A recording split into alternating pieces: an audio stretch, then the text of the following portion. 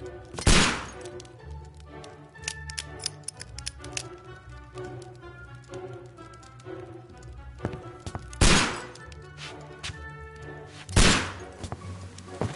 Holmes, will you stop that?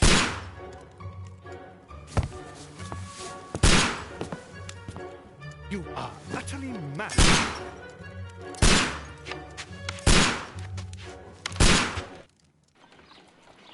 Stop, Holmes! Is that you, Watson? Yes, of course it is. And you almost killed me. Nonsense. I was aiming for the vases. Blindfolded? Watson, quiet, please. I'm trying to concentrate.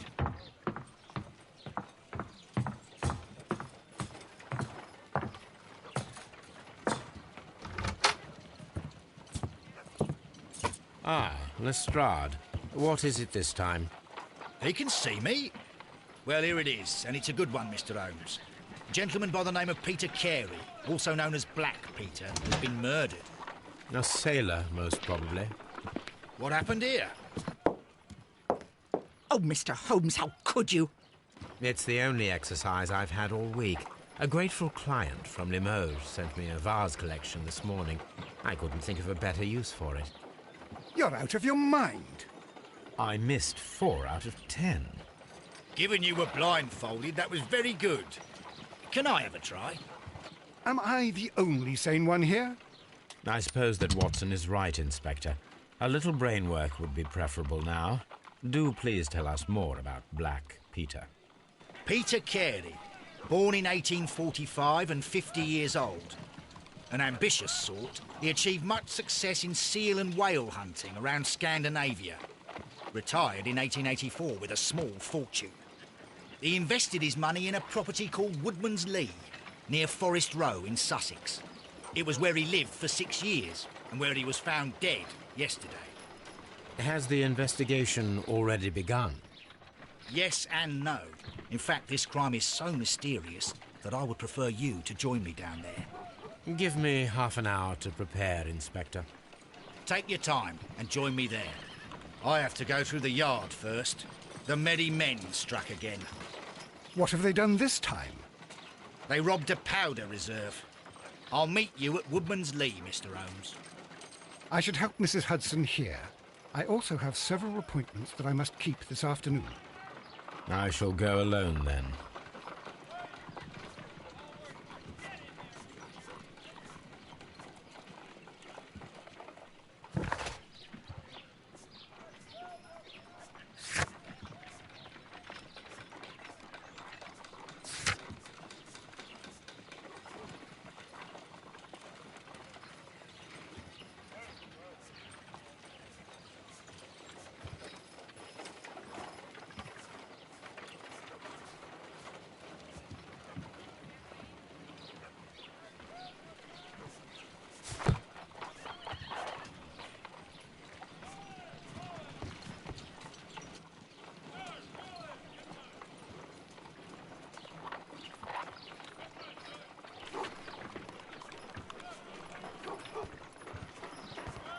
You go along to Peter Carey's house. Mrs. Hudson and I will take care of the mess you've made here.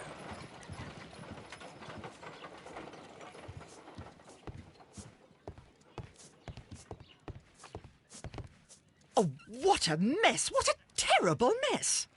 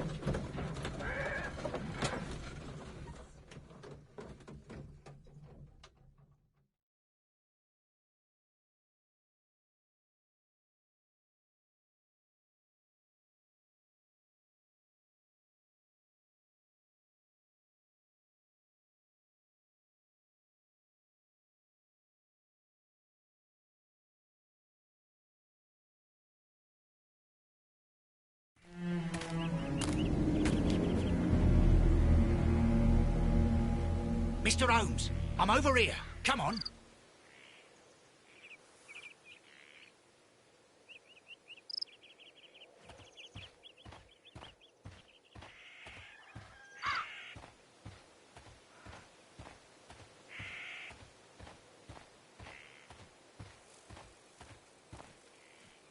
Inspector Lestrade, when will you remove my husband's body? It's sacrilegious to leave him here like this. As soon as we can, Mrs. Carey, I assure you. Allow me to introduce you to Mr. Sherlock Holmes. He's a detective. No doubt you've heard of him. I'll wait for you in front of the cabin, Mr. Holmes. My condolences, Mrs. Carey. Thank you, Mr. Holmes.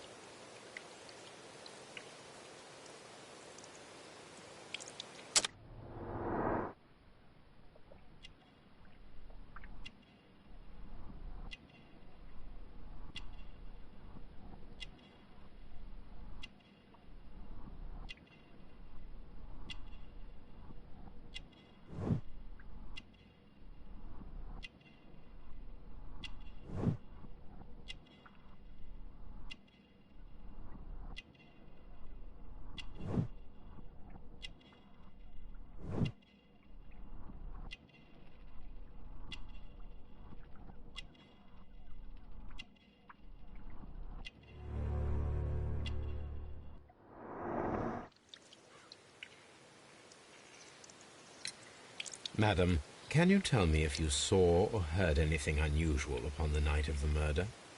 At 2 o'clock in the morning, I heard a terrible scream. But I thought nothing of it then. He would scream all the time when he was drunk. Can you please tell me what occurred on the evening of the murder? Well, Peter got drunk in the evening. He was in such a terrible temper. Usually, whenever that happened, he'd stay all night drinking in his cabin before passing out. Do you remember at what time you found your husband's body? In the morning, at around 7 o'clock, I noticed the cabin door was open, but I didn't go in to take a look, for I knew my husband would not have liked it. At around 10 o'clock, I dared to glance in through the door and... oh dear.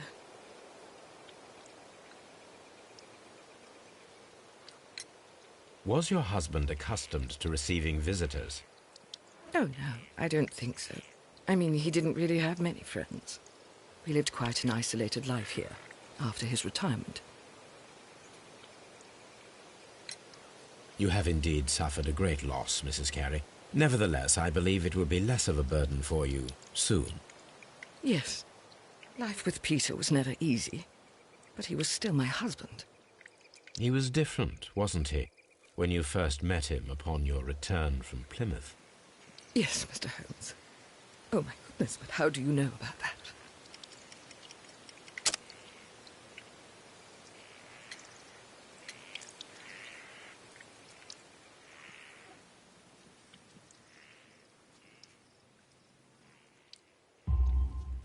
You undertook a pilgrimage to the Cathedral of Santiago de Compostela when you were young. That much is evident from the rosary in your hand. The shortest route for the pilgrim from England to Spain is from Plymouth. I believe that you met Peter Carey as a young sailor there, and you married him soon afterwards. That is indeed what happened, Mr. Holmes. How extraordinary. Thank you, madam.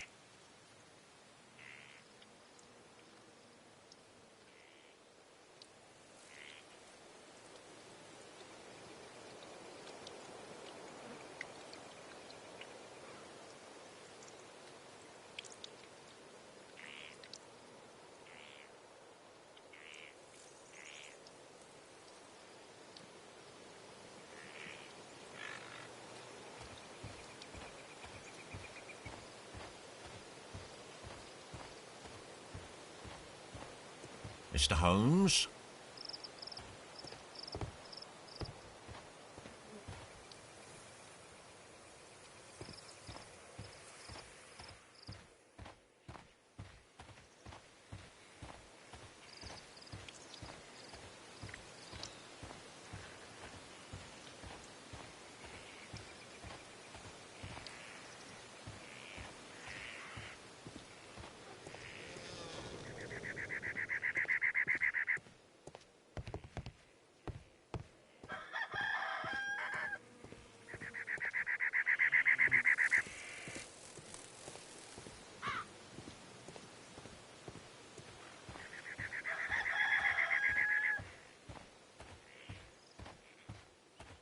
It seems that the garden was well maintained.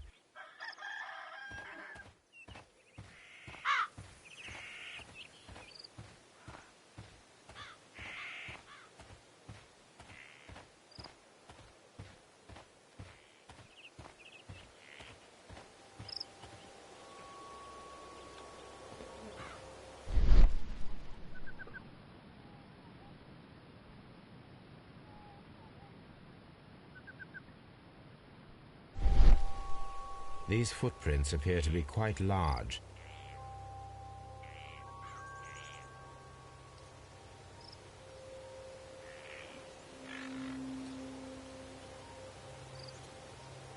These footprints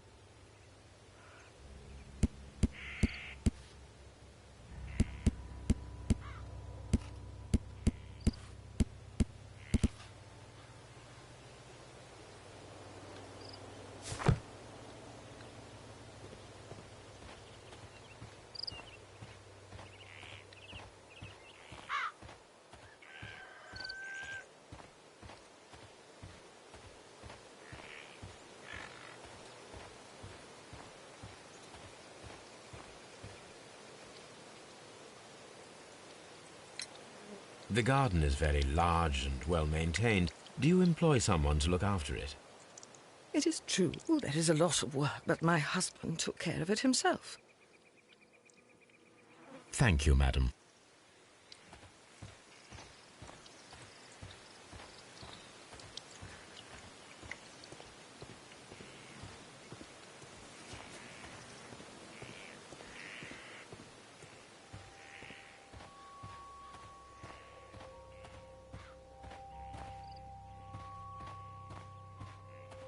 Peter Carey's body is inside the cabin.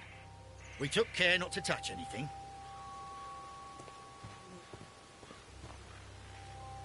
The door is locked.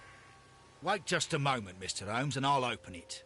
I locked it yesterday to ensure that no one should enter the cabin and tamper with the evidence. Ah, good thinking. Hello, hello, hello. What is it, Lestrade?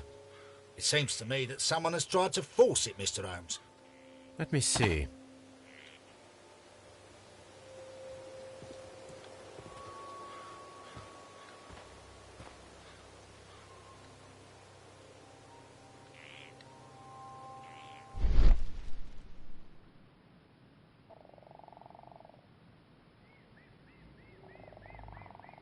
These scratches are fresh.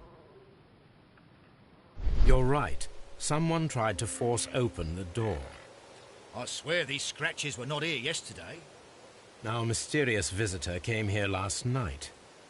Well, he's not the man for the job. This lock is not a difficult one. Perhaps he did not have the right tool.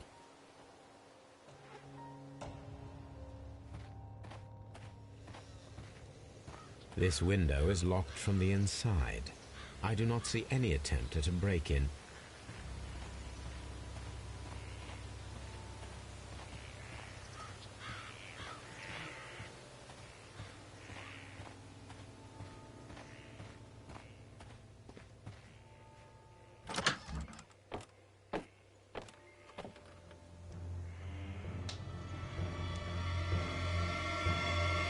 What a terrible way to die.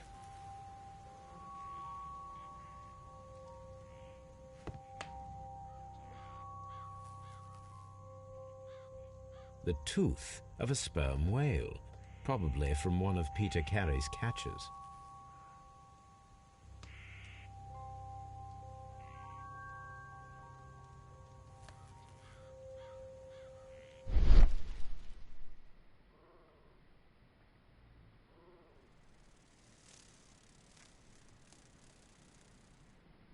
This place is not covered with dust, like the rest of the shelf. An object was taken from here. It was larger than a book, a box or a small chest, perhaps.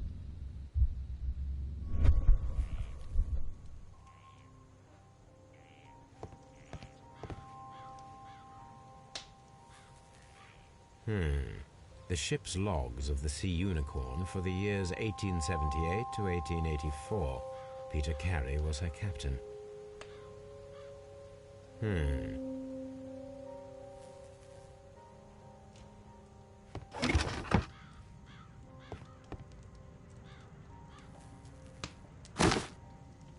Peter Carey's boots. They look to be a size 8.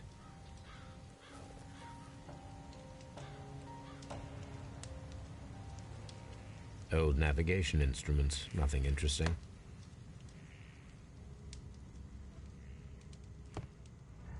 Harpoons for hunting whales.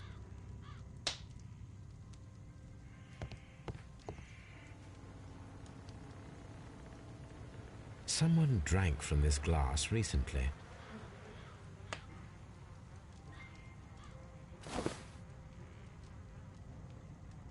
The initials PC have been crudely burned. A sailor's work.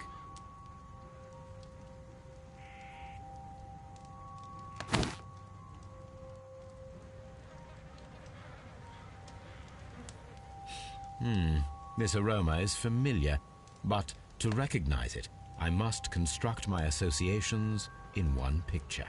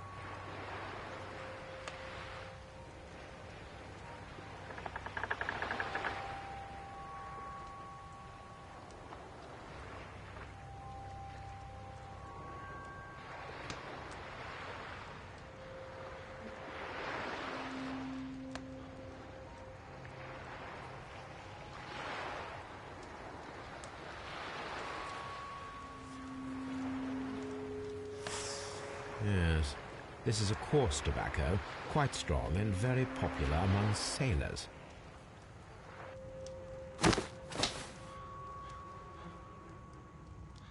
Rum, a sailor's drink. It seems that Captain Carey was enjoying a drink before he met his death.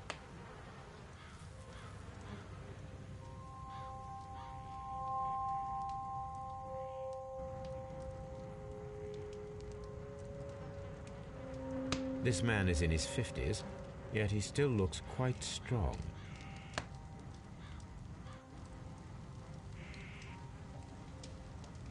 The weapon fully penetrated the body. The force of the blow was immense. Peter Carey was fully dressed. He was not caught by surprise. It is possible that he knew his murderer.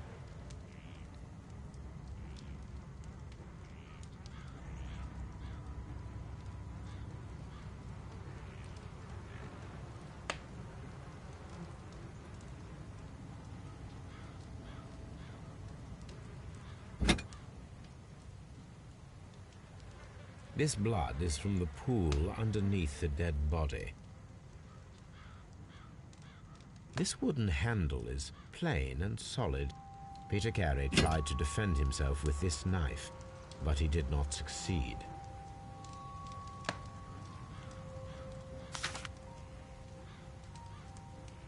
JHN are probably the initials of the owner of this notebook. The pattern of the blood stain indicates that the notebook was not lying on the floor prior to the crime, but it was dropped into the pool of blood after the death of Peter Carey.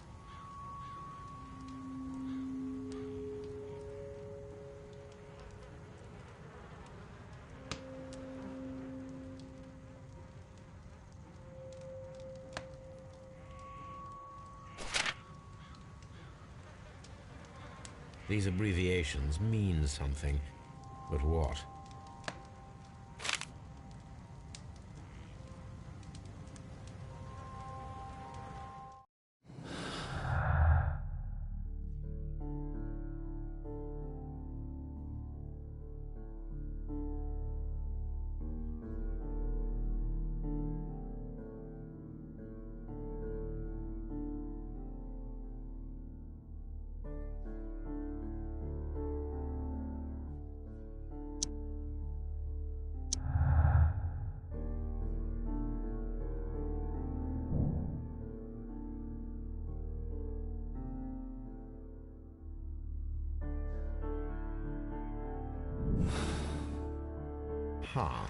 Someone was here yesterday. They attempted to force the door to gain entry.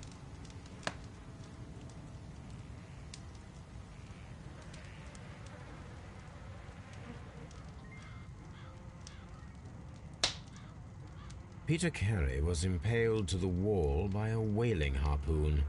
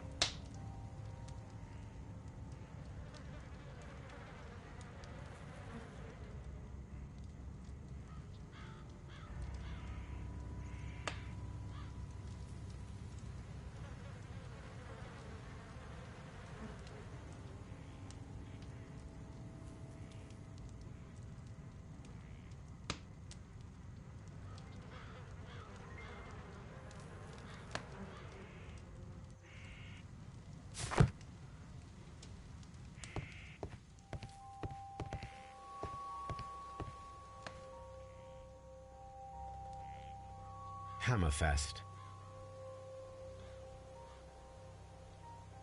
Dundee. It's a whaling map.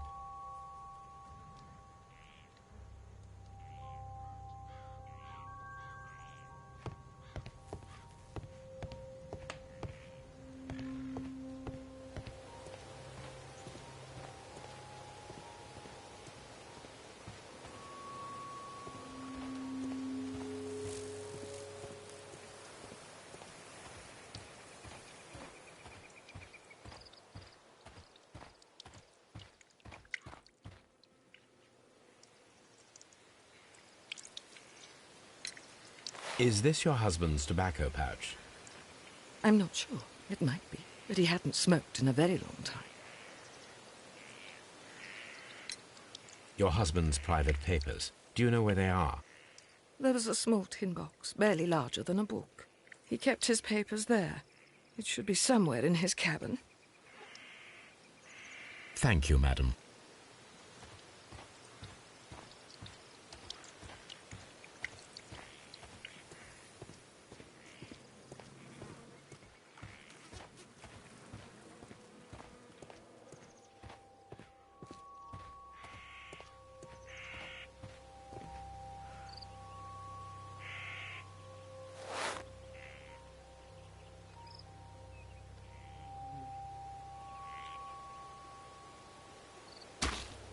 These boots don't match the footprints.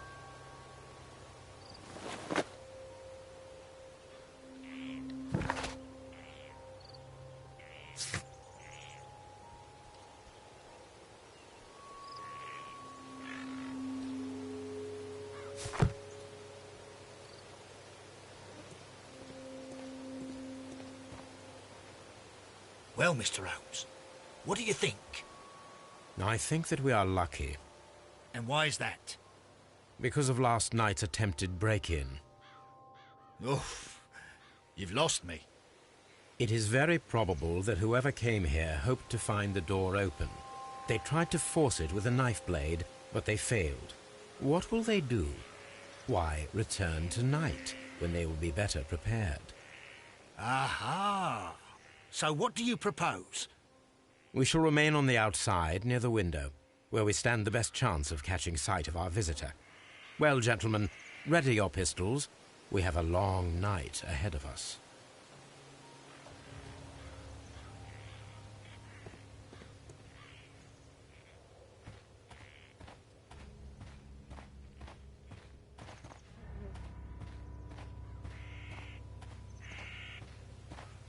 We need to find a good place for an ambush. Perhaps behind Carey's cabin, near the window.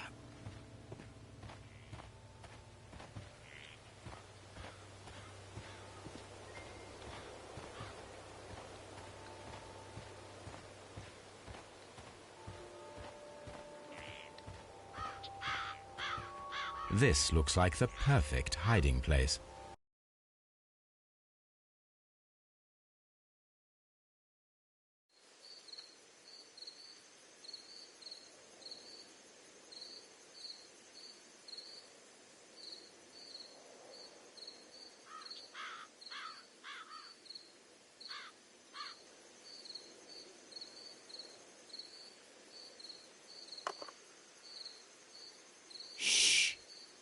Did you hear that?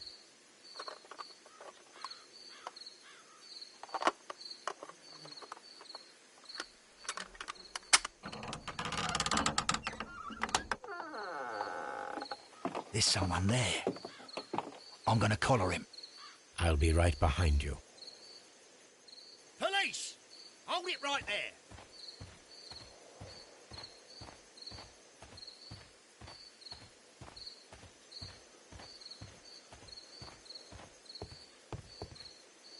All right, my fine fellow. Who are you and what are you doing here? You're detectives, I suppose.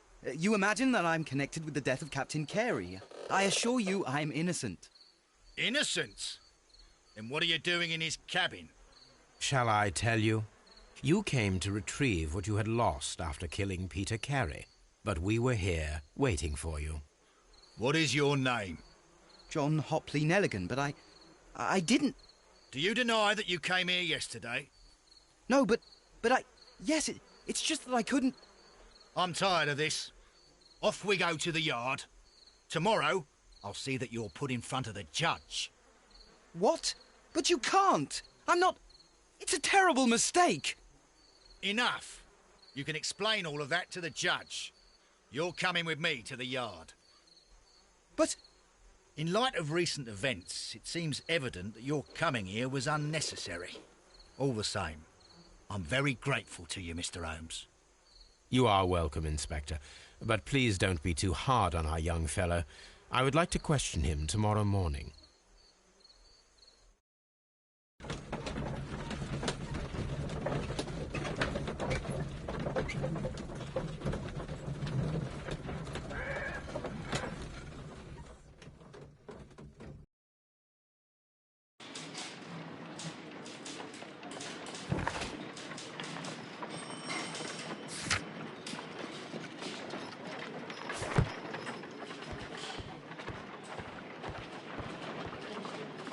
Good morning, Mr. Holmes. Can I help you? Good morning, Constable. I would like to speak to the fellow who was arrested at Woodman's Lee last night. Ah, the young man. He's waiting in the interrogation room. You can go straight through. His belongings are held in the evidence room. Thank you.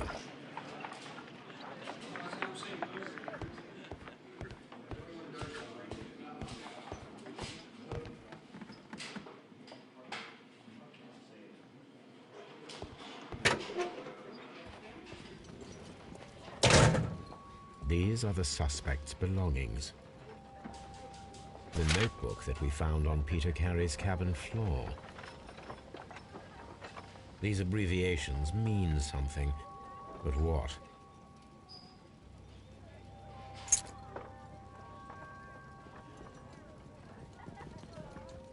And partner, 1883. To my friend,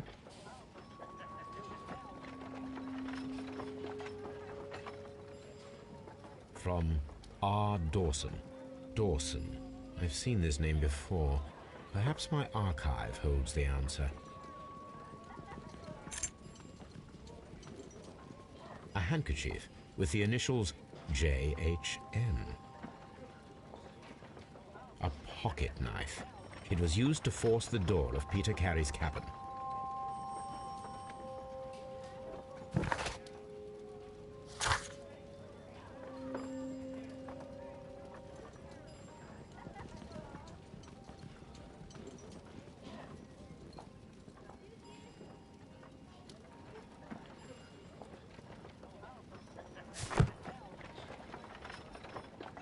These are the suspect's belongings.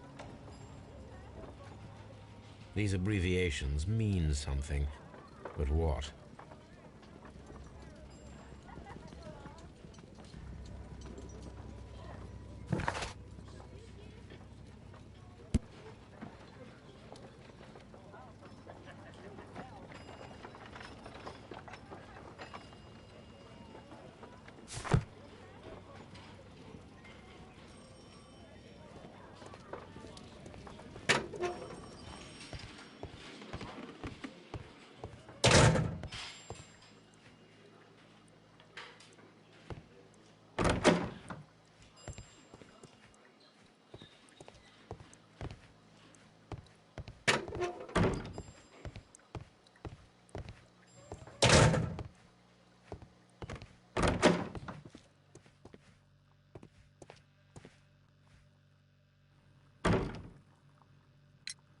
Does this notebook belong to you? Yes. But where did you find it? I did not know... I thought I'd lost it at the hotel. What do these abbreviations mean? Oh, no. I beg you, I can't. If I told you, it would only make things worse. But I will find out eventually, Mr. Nelligan.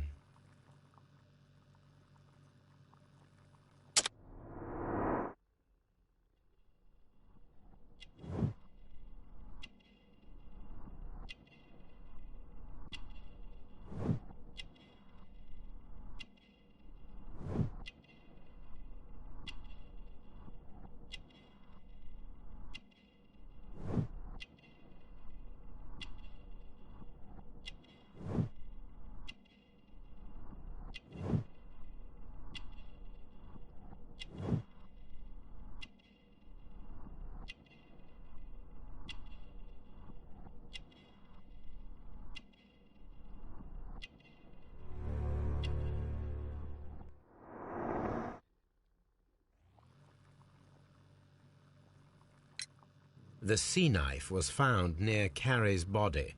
Tell me, Mr. Nelligan, did Mr. Carey try to defend himself or to attack you with it? I don't know. I didn't kill anyone. The police seized this valuable ring from you. Whose is it? I didn't steal it from anyone. It has always belonged to me.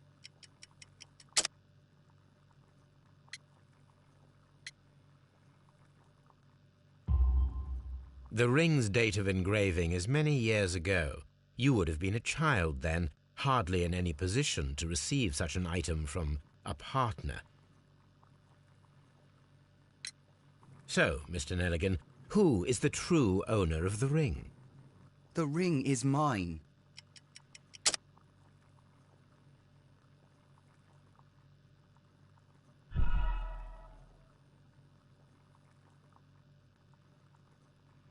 So, Mr. Nelligan, who is the true owner of the ring? The ring is mine.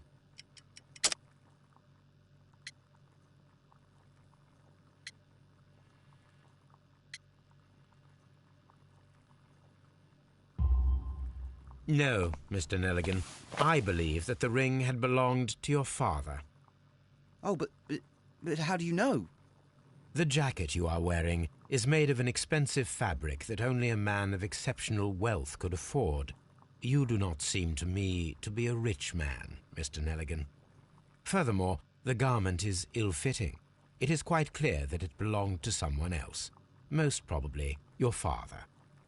With your father gone and taking with him the family's wealth, as a little boy you had to find yourself a manual job, and it was most probably cleaning fish. You cut your hands often while working. I can tell from the scars. I'm speechless, Mr. Holmes. It all happened exactly as you say. Well, I will see you soon, young man. Please, let me go. I am innocent.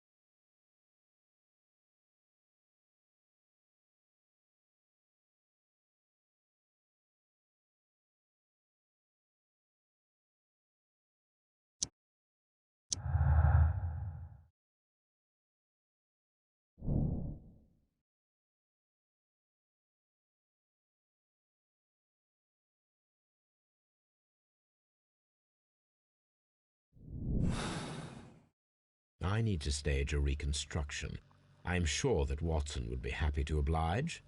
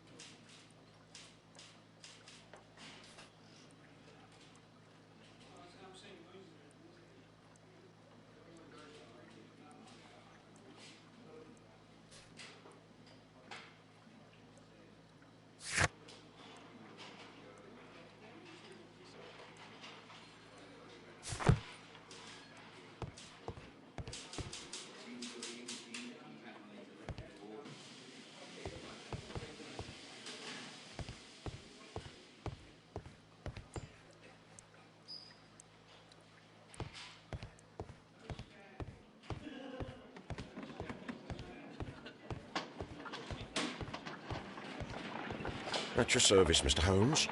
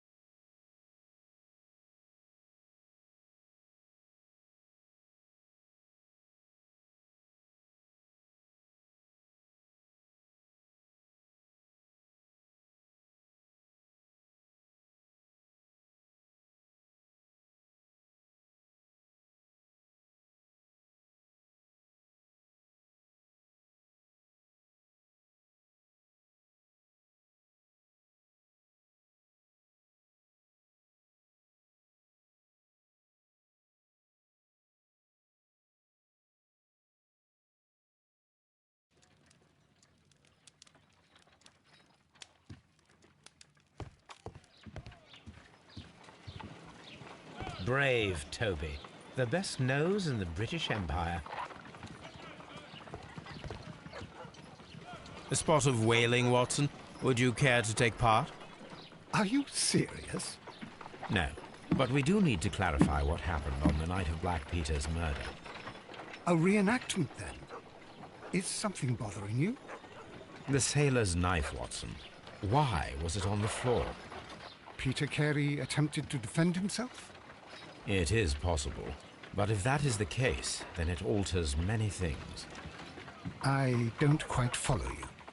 Tell me, my friend, what is the animal closest to man, morphologically, I mean? Ah, I see what you're getting at, Holmes. You asked me that once before. On the Ripper case, I believe. Do you want to slit some more pigs' throats? No. Well, thank goodness for that. I wish to impale one with a harpoon. Wonderful. Watson, let us pay a visit to our butcher friend in Whitechapel. We require the carcass of a well-fed pig. And the harpoon? One of the harpoons on the wall of Black Peter's cabin should do quite nicely.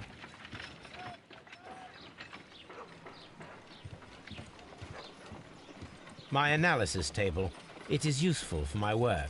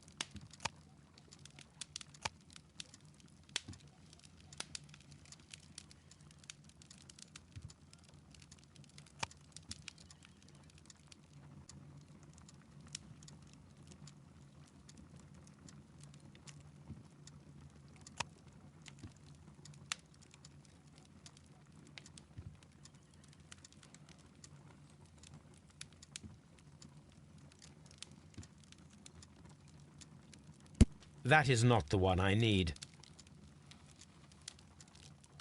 That is not the one I need.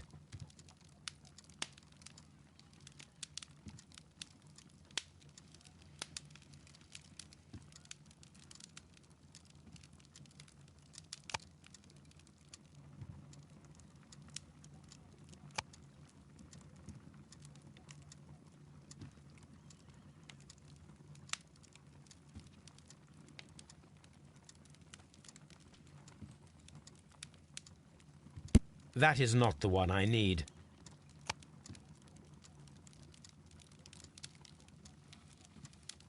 That is not the one I need.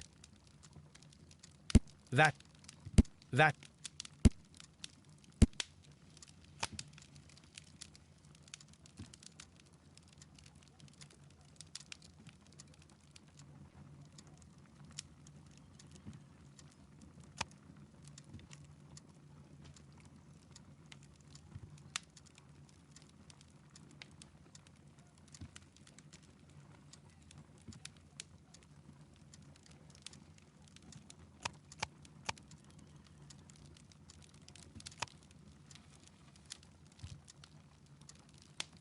That is not the one I need. That is not the one I need. That is not. That is.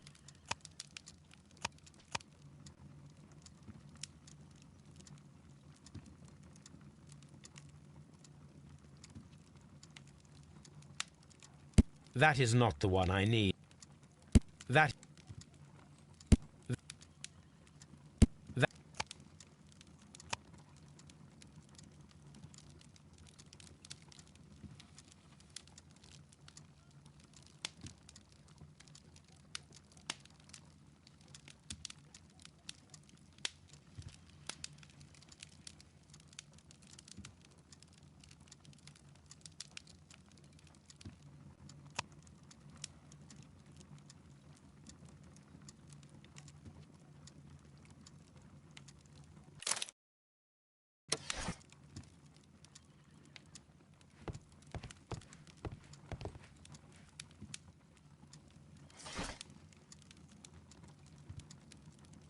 That is not the one I need.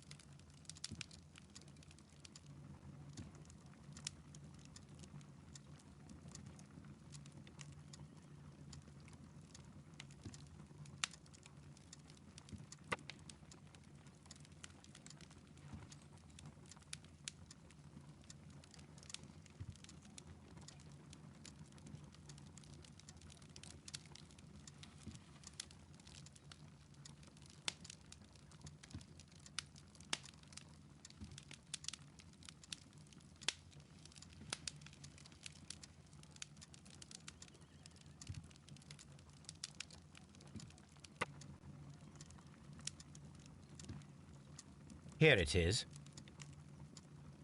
Now I begin to understand that young man's story, but I am still unclear as to what connects him with the murder. It is time to ask him.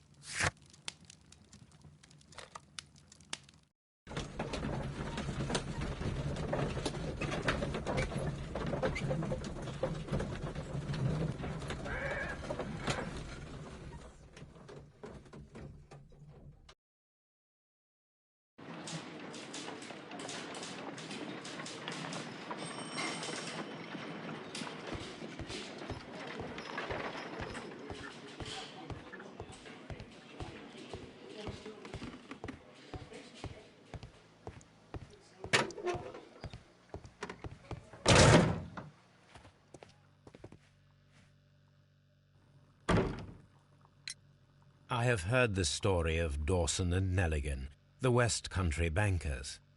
Yes. Joshua Nelligan was my father. I am aware that it had a bad ending, When the bank failed, it ruined half the families of Cornwall, whereupon Joshua Nelligan disappeared. My father was under extraordinary pressure. Dawson had retired. I was only 10 years of age at the time, but it was still old enough to feel the shame that befell our family. My father was convinced that he could pay off all his debts if the creditors gave him time. He set sail for Hammerfest in Norway in his small yacht just a few days before an arrest warrant was issued. He left my mother a list of the securities he was taking. No word was ever heard from him again. We believed that his vessel went down, taking with it everyone and everything on board. Thank you for the story, Mr. Nelligan. At last, we are making some progress. Interesting. Joshua Nelligan and Peter Carey were both at sea in Norway. There is definitely some connection between Peter Carey and Joshua Nelligan's disappearance.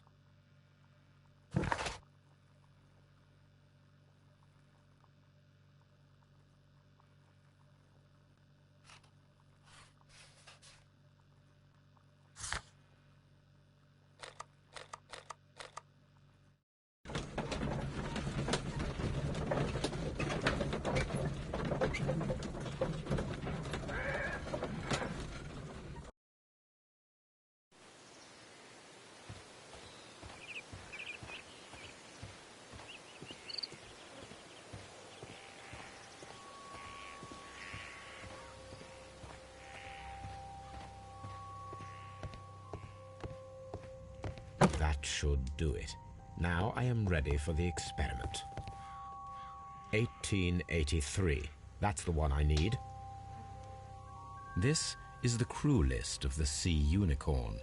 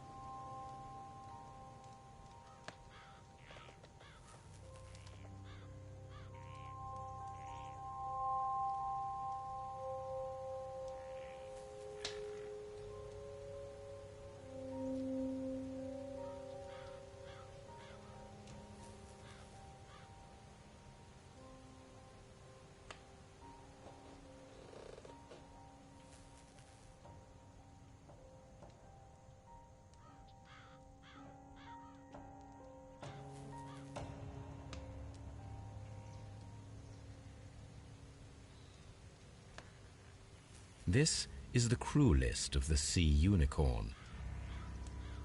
Log notes for June. Nothing unusual.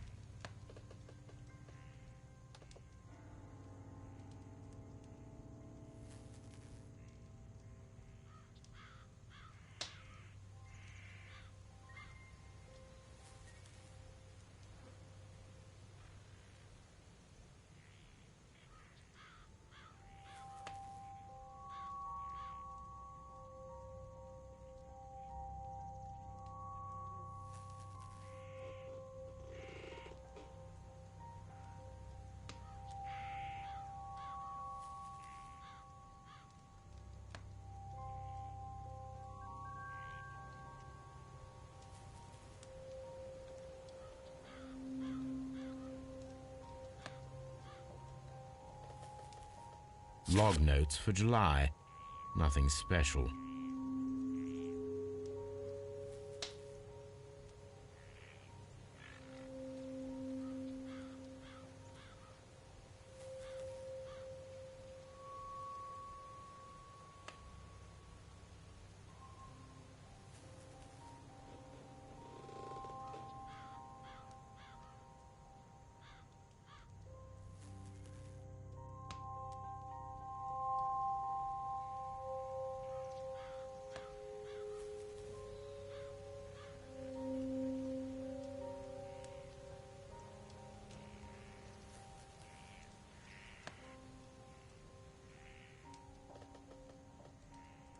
Log notes for August. These pages have been torn away.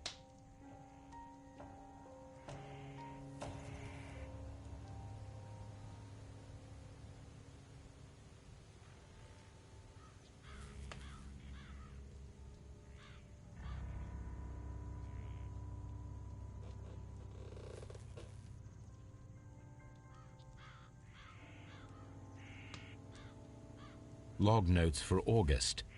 These pages have been torn away. Canadian Pacific Railway, CPR, a torn piece from a bond certificate. I have seen this abbreviation somewhere very recently. There are 3 ways of discovering what happened in August of 1883 aboard the Sea Unicorn. The first 2 of these will require speaking with a dead man. The last would be to locate vital witnesses, the sailors involved in this whale hunt campaign.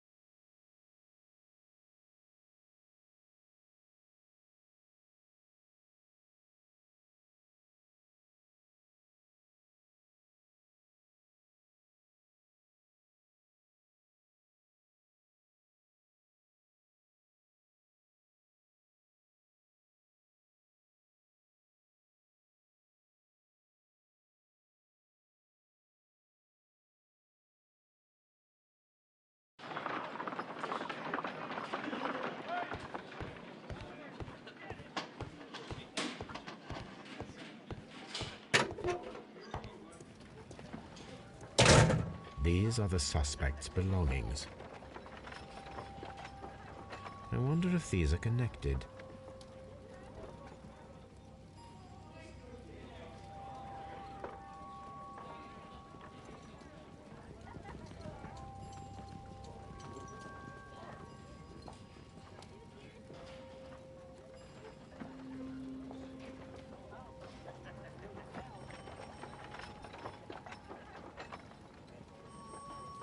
Now we have the proof that Nelligan's papers were indeed here.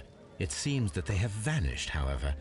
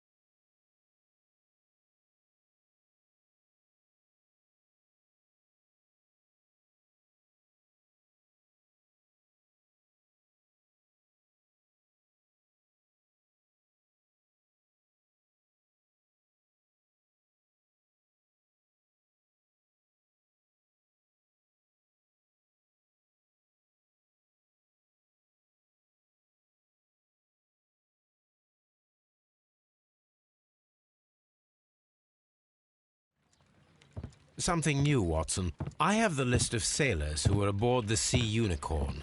We shall soon learn what happened to Nelligan's father. I have only to find them. Let us hope they're still working at the harbour. I think that if you pretend you're from Scotland Yard... I doubt it, Watson. And really, I would prefer that all of this remains quiet for now. But I have another solution. I'll call in the specialist. And who might they be? The secret police division of Baker Street. Ah, you mean young Wiggins and his gang? Yes. Believe me, you'll receive more useful assistance from these little urchins than from a dozen yard detectives. Those children are everywhere. They see and hear everything, and they are cunning. All they lack is organization. I'll summon them. How will you do that? There is always a watch beneath our window. I have only to call him.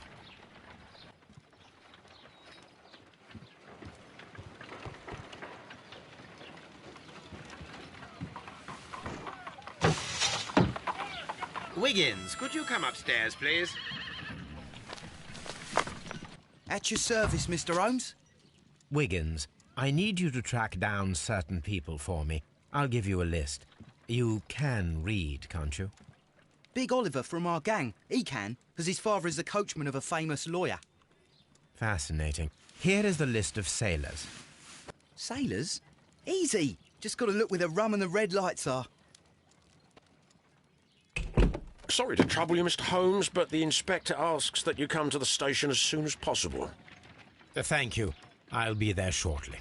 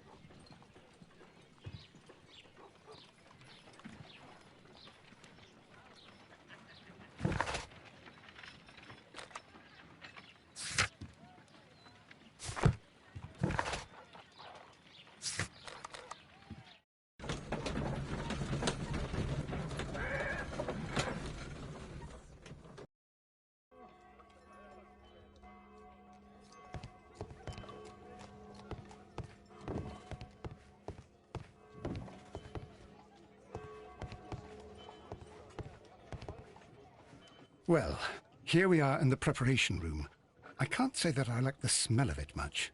What do you intend to do? To indulge myself in a little experiment. The challenge of lancing a pig's carcass with a heavy harpoon. A little experiment? Stand aside, Watson. This might be dangerous. I am not well practiced in this exercise. Yet. Holmes, you should aim for the mark in order to perform the most reliable test.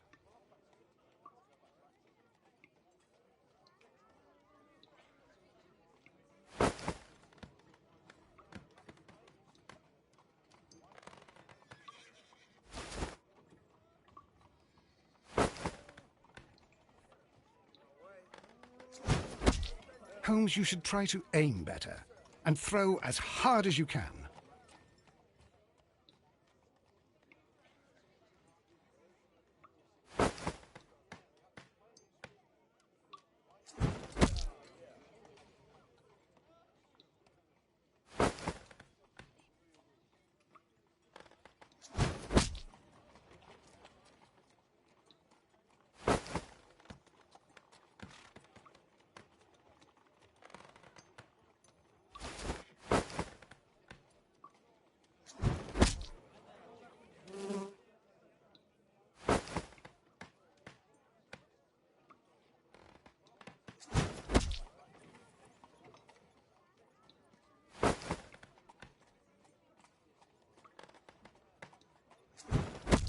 The harpoon has struck the body, but with insufficient strength to pierce it straight through.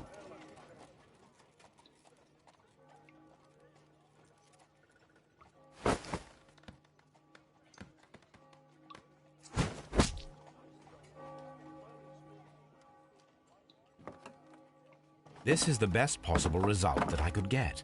Do you see, Watson? Throwing a harpoon and pinning a man to a wall requires either exceptional strength and training or diabolical luck. If it was luck, then it was a chance in 1,000 that night. Well, yes. Let us leave now. All right. But before we go, I suppose I'll have to pay for all these carcasses you've happily mangled. Very well, but please hurry. Of course.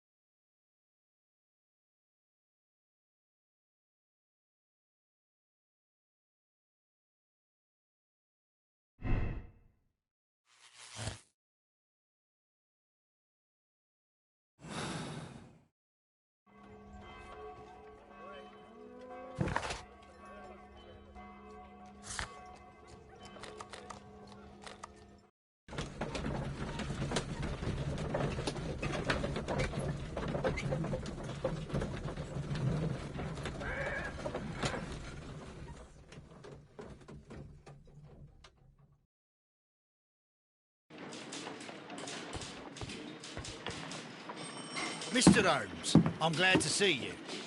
As always. What happened?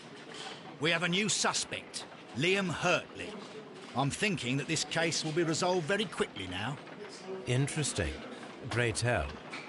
Well, the constable that I left at Woodman's Lee noticed a suspicious individual prowling around during the night. Do you have him here?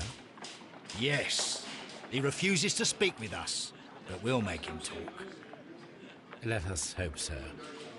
Ah, yes, and one more thing. The constable told me that at the time of his arrest, the fellow was writing a letter. Do you have it? Of course. It's in the evidence room, at your disposal. Admit that for once, Mr. Holmes, Scotland Yard is a step ahead of you, eh? Breathtaking.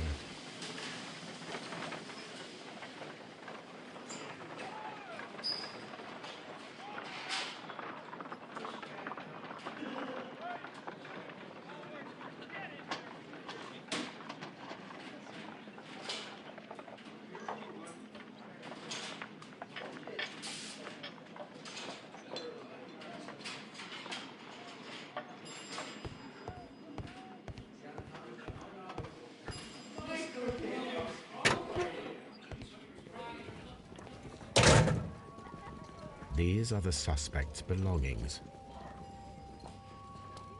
Liam Hurtley's old boots. They're a size 9.5.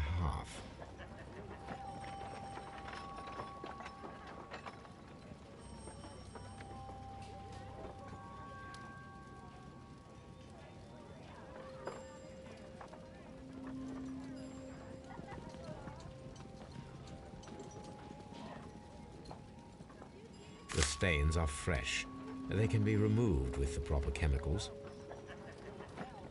A pen. Nothing unusual about it.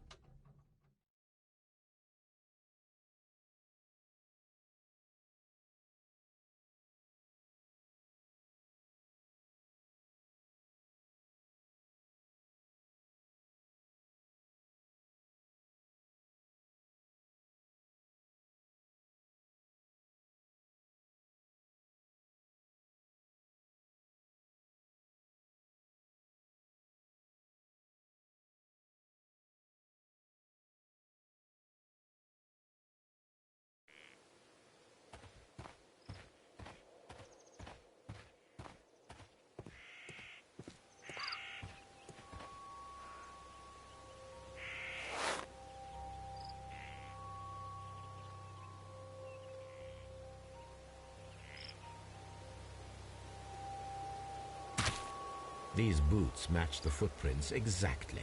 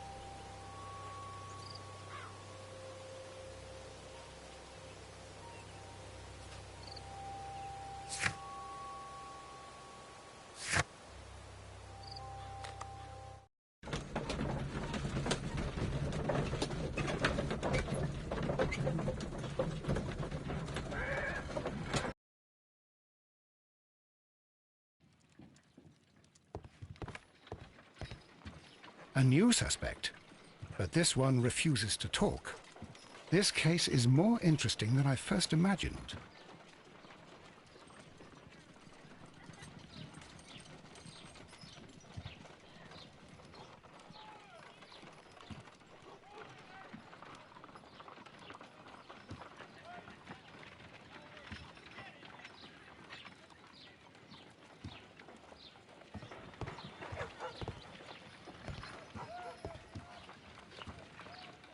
I need to prepare a chemical agent that is capable of removing fresh ink. For this purpose, the chemicals from the flasks should be combined in a certain order to perform a chain reaction. First condition, all 7 reagents should be used. Second condition, orange reagent should be the third one in the sequence after the blue reagent. Third condition, colorless reagent should be added after the orange reagent.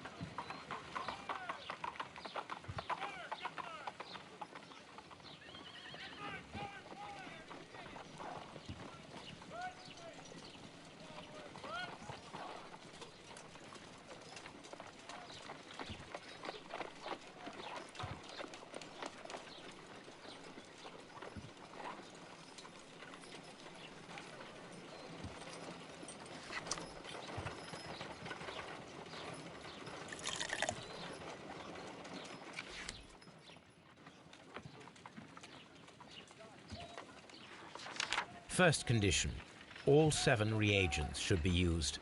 Second condition, orange reagent should be the third one in the sequence after the blue reagent. Third condition.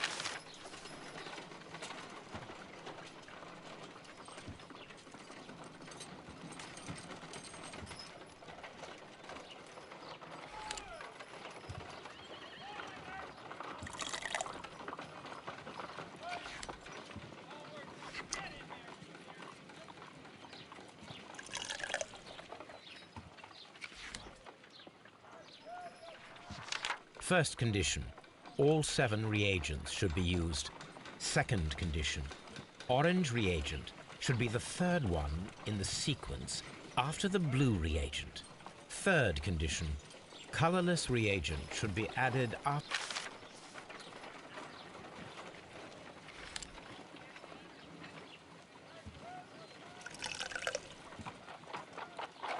No, something isn't right.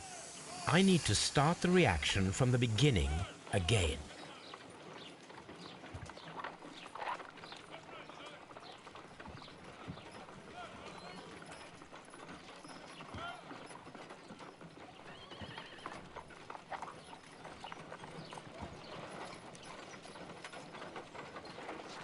First condition, all 7 reagents should be used. Second condition, orange reagent should be the third one in the sequence after the blue reagent. Third condition, colorless reagent should be added after the orange reagent.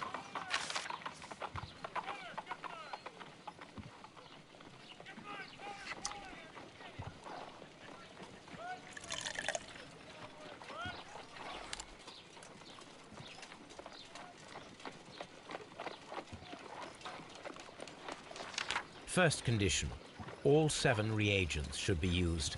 Second condition, orange reagent should be the third one in the sequence after the blue reagent.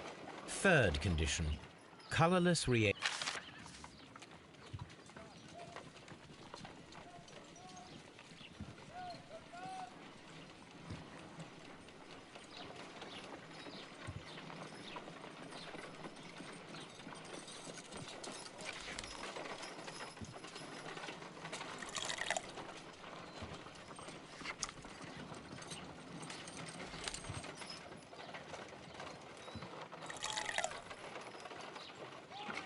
No, something isn't right.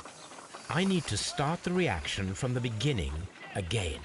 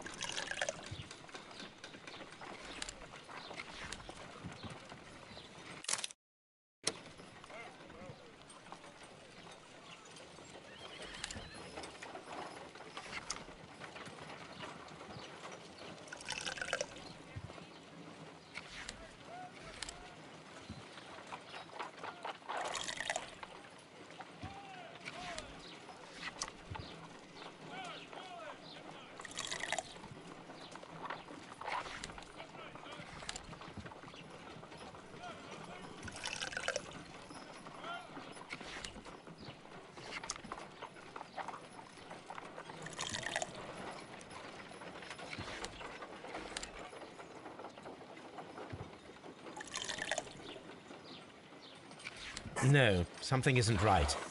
I need to start the reaction from the beginning again.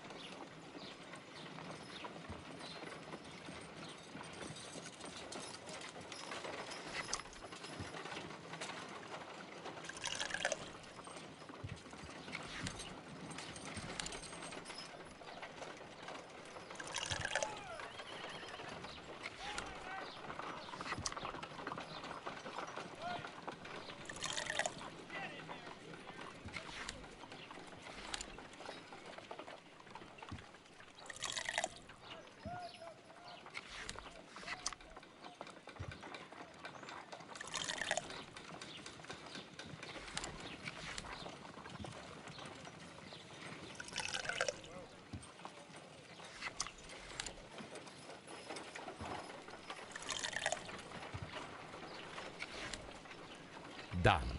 Now I can proceed further. Let us see if the content of this letter sheds a little light upon the mystery.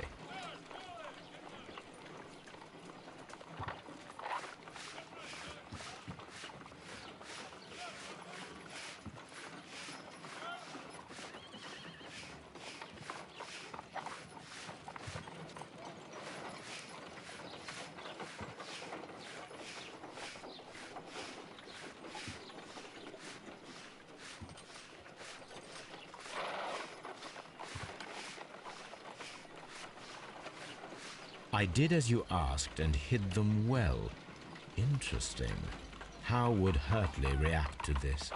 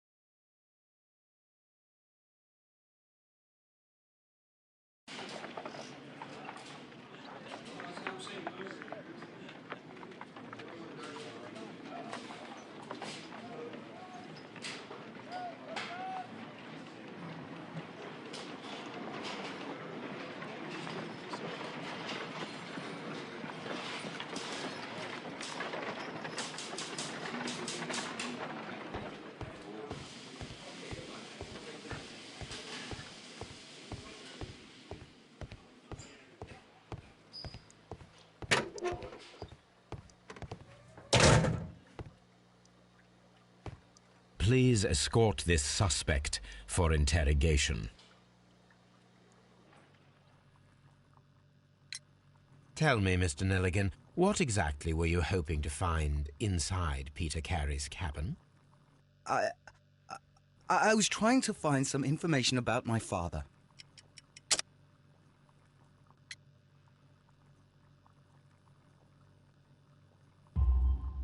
I assume you had another purpose, to retrieve the bond certificates.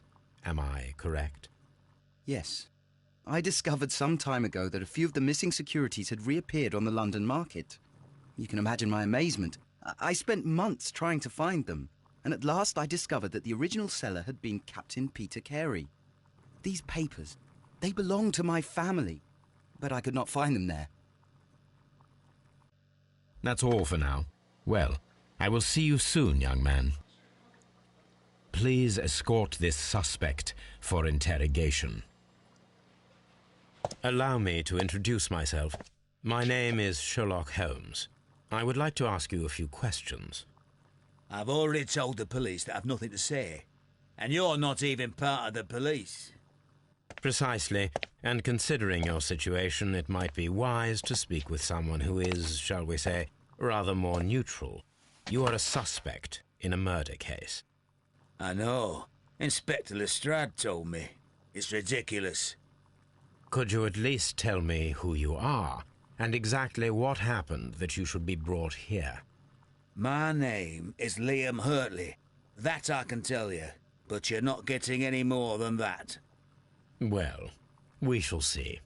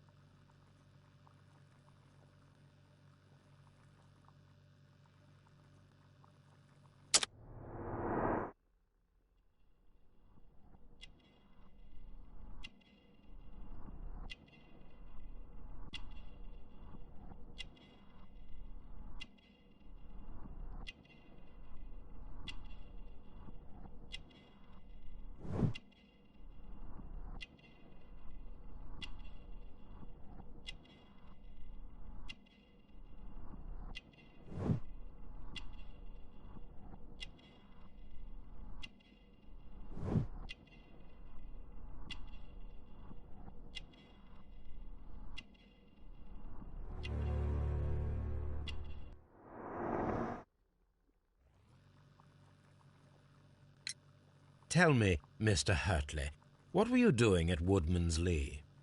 Woodman's Lee? I've never been there.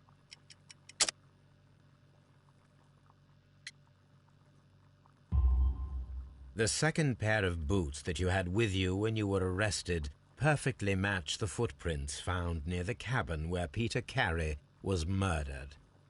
Footprints? That's your proof? How many men have boots like mine? That doesn't make me a murderer. Now that your presence at Woodman's Lee has been proven, would you care to explain it? I don't remember. What would I be doing there anyway?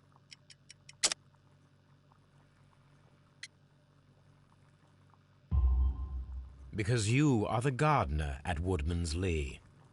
I'm not. How did you... I observed your hands. They told me that you work with the earth. Small fragments of plants snagged to your trousers indicate that you were mowing very recently. But the most obvious clue presented itself in the bird embroidered on your handkerchief. A crested tit, if I'm not mistaken. All right, you got me. Yes, I am a gardener, and I went there to get my tools.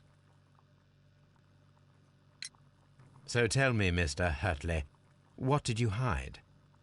Hide? What are you talking about?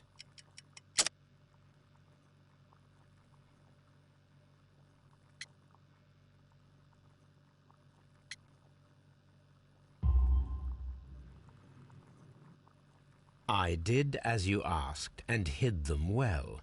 Should I continue? My letter? But the ink? That's impossible. A touch of chemistry, nothing special.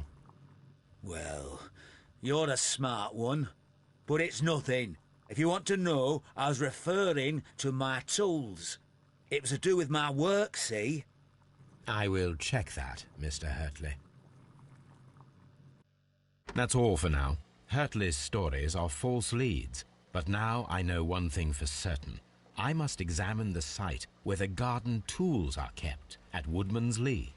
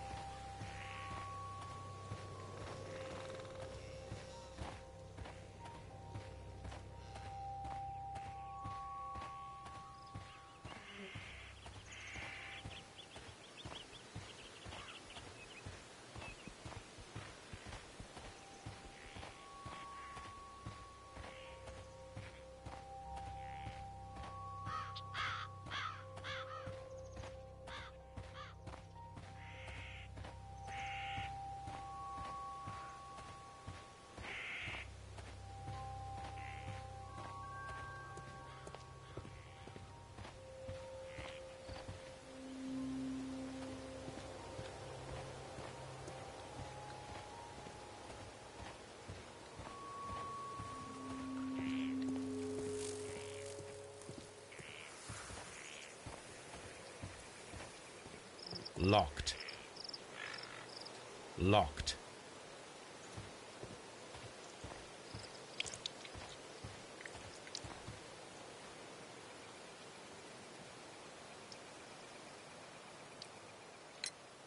Does the name Liam Hurtley mean anything to you? No, I don't know anyone by that name. Madam, we have information that the valuable stolen papers are hidden amongst the garden tools here at Woodman's Lee. We need to find them. Oh, my. Our tools are kept inside the shed that's right behind me. Here is the key to open it. Thank you, madam.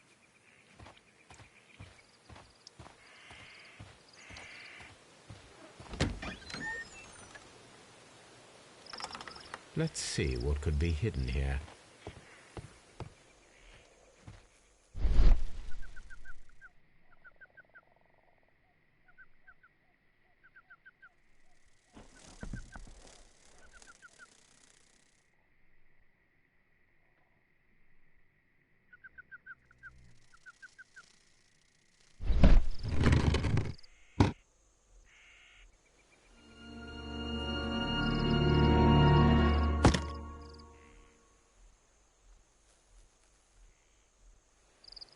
Let us see what is in this box.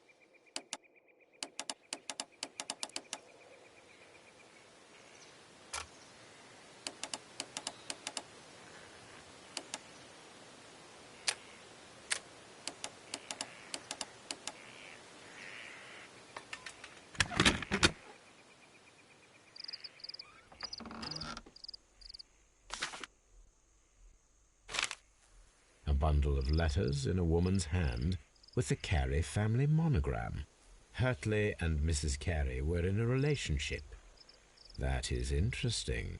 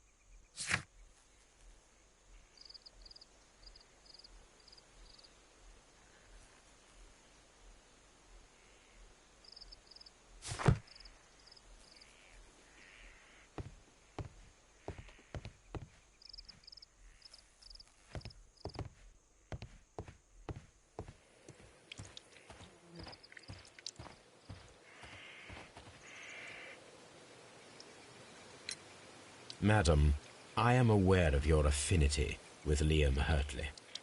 Oh, what are you talking about? Mrs. Carey, we found your letters.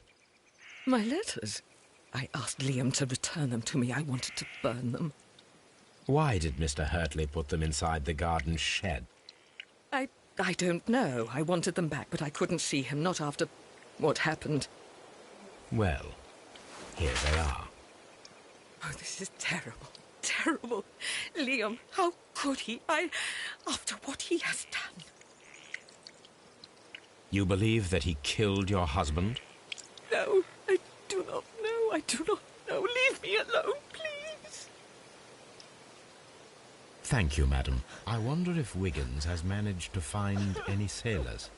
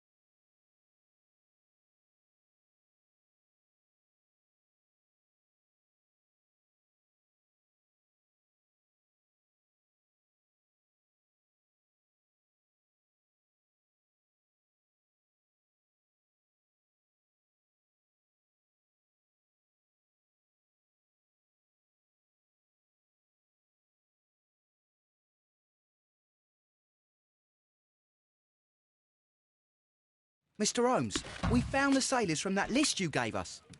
Well done, Wiggins. Let me see.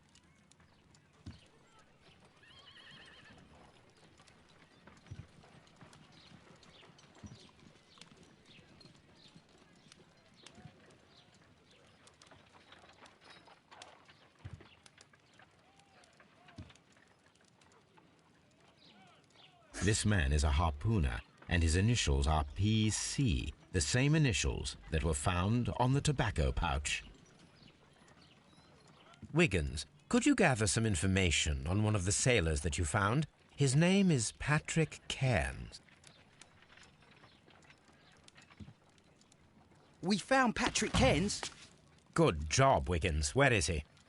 He lives in a small furnished dump of a room, but he's always at the Sea Witch pub, where he does arm wrestles for money and drinks. Excellent. Here is your reward. 2 guineas. Thank you, sir.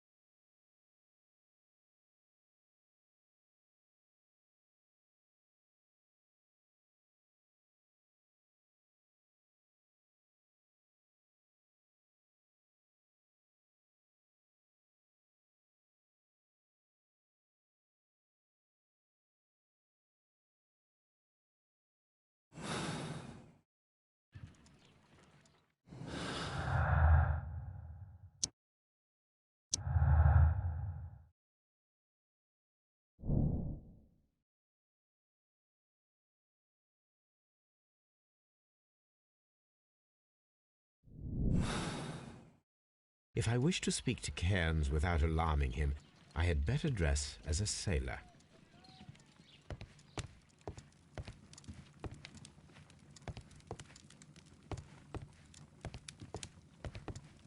This is where I keep my post.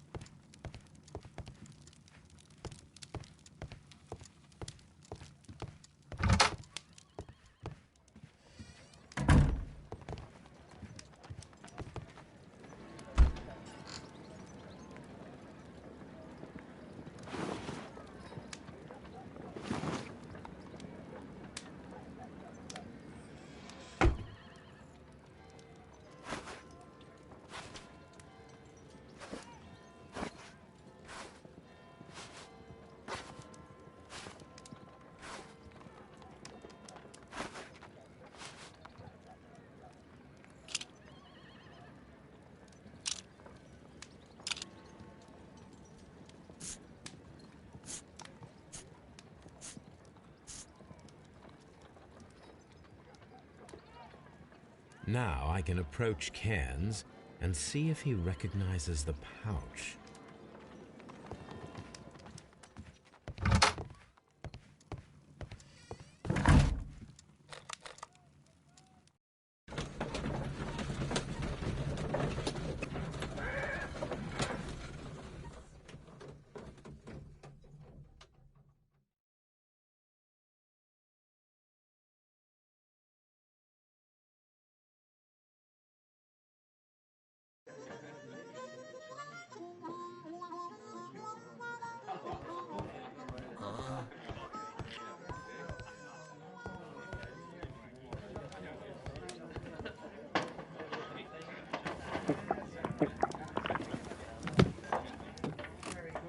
Hello there. Are you Cairns?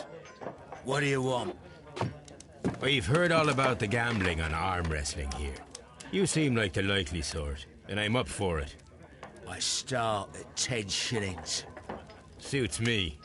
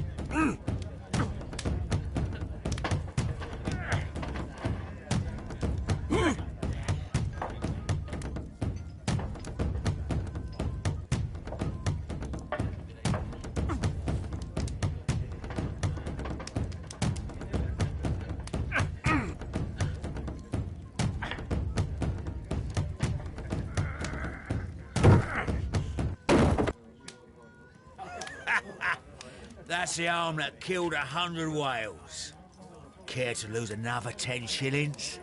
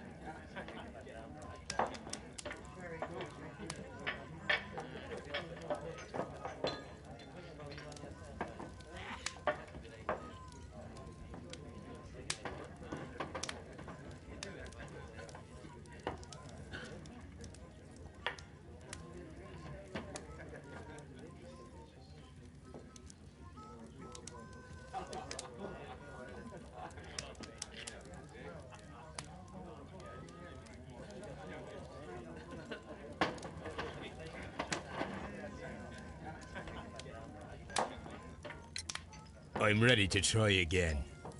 Fine. If you want me to take all your money, no problem with that.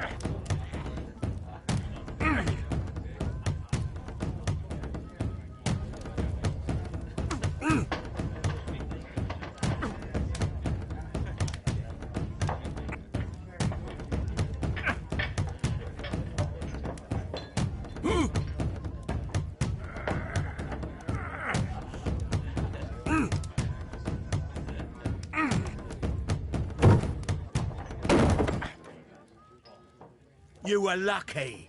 I wasn't focused. Let's go again.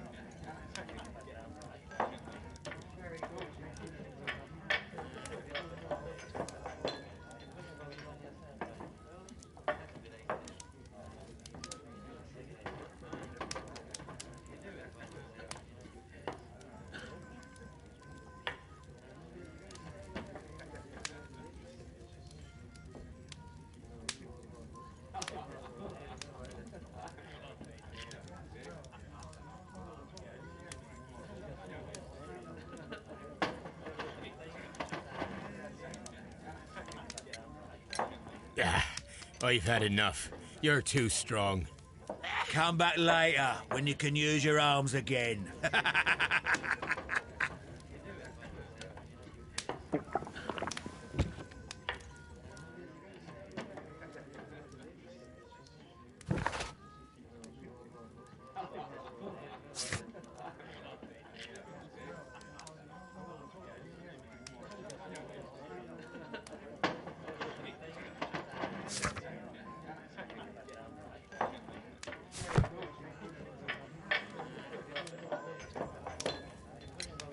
I'm ready to try again. Fine. If you want me to take all your money, no problem with that.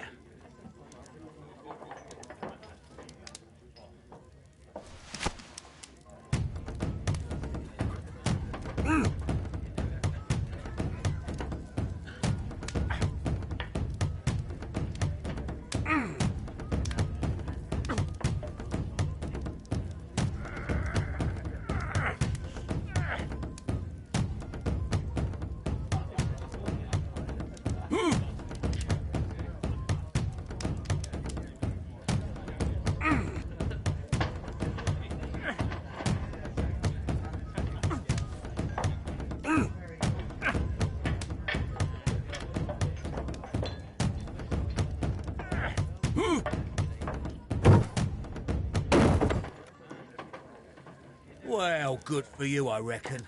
You're stronger than you look. Here's your 10 shillings. I'd like to buy you a drink. Good winner as well. That's good. Let's have a drink.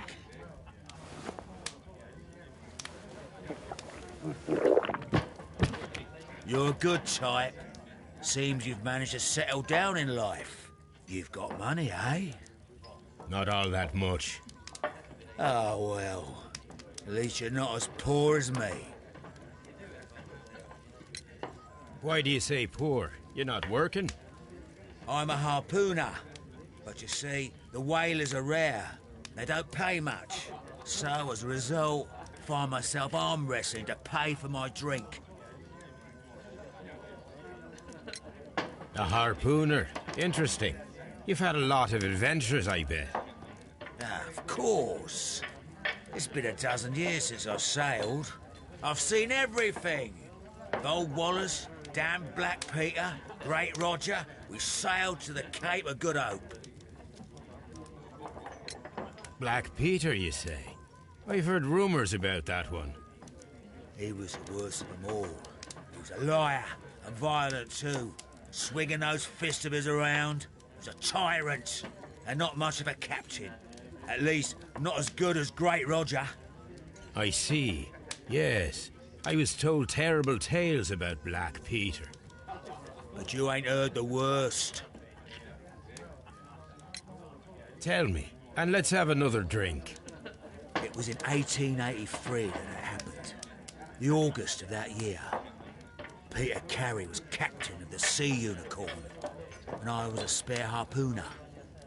We were coming out of the ice pack on our way home. One evening, we saw a little craft that had been blown north. There was only one man on her, and he wasn't a sailor. The crew must have thought that she had foundered, and they made for the Norwegian coast in the dinghy. I guess they all drowned. We took the man on board. And who was he? I dunno. During the crossing, he and the skipper enjoyed some long talks. His baggage was just a tin box. That's strange enough. Aye. Even stranger was that on the second night, he disappeared. Nobody knew what happened to him. And of course, nobody could ask Black Peter about it. You know what happened, don't you? I do. I saw the skipper tie his heels and push him over the rail in the middle of my watch on that dark night. 2 days before we sighted the Shetland lights. Black Peter's a murderer. Aye. Those that know him wouldn't be surprised to hear it. But all this must stay between us. All right? Of course.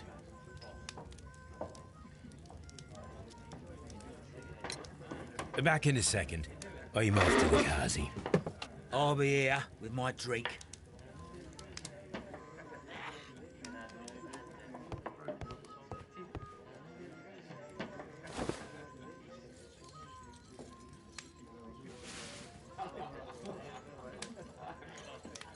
Here it is.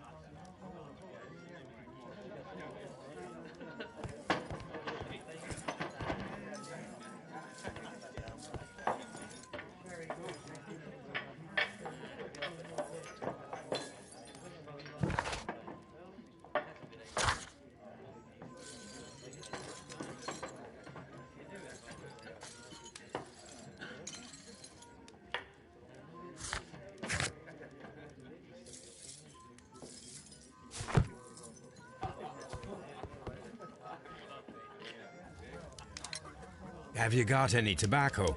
I've run out of mine. Nah, I lost my pouch. I don't know where. Wait a minute. What's this?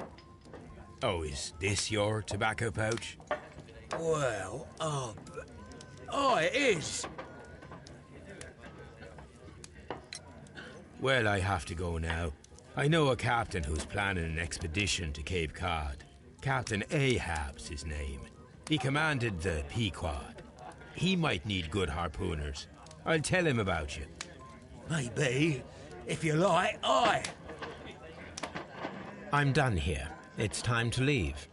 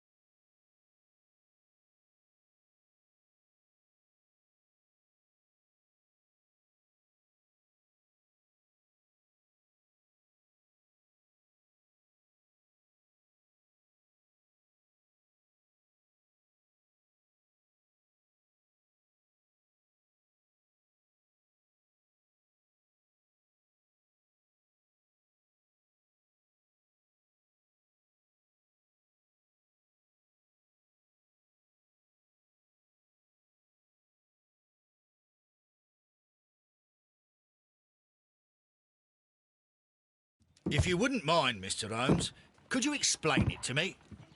As I informed you on our way here, Patrick Cairns is the murderer of Black Peter. Why bring me here? Wouldn't it be better if we were out looking for him?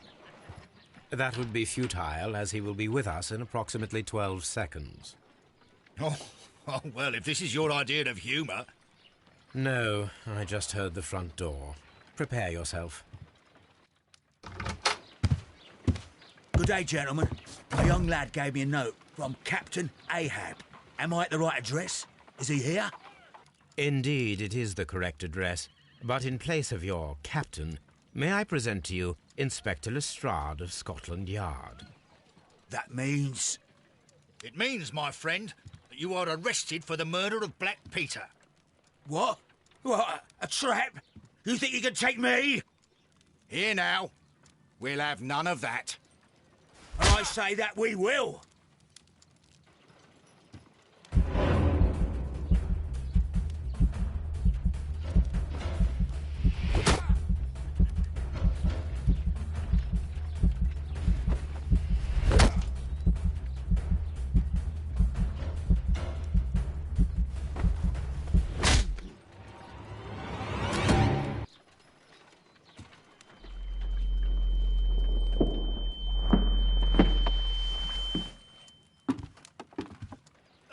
Did he escape?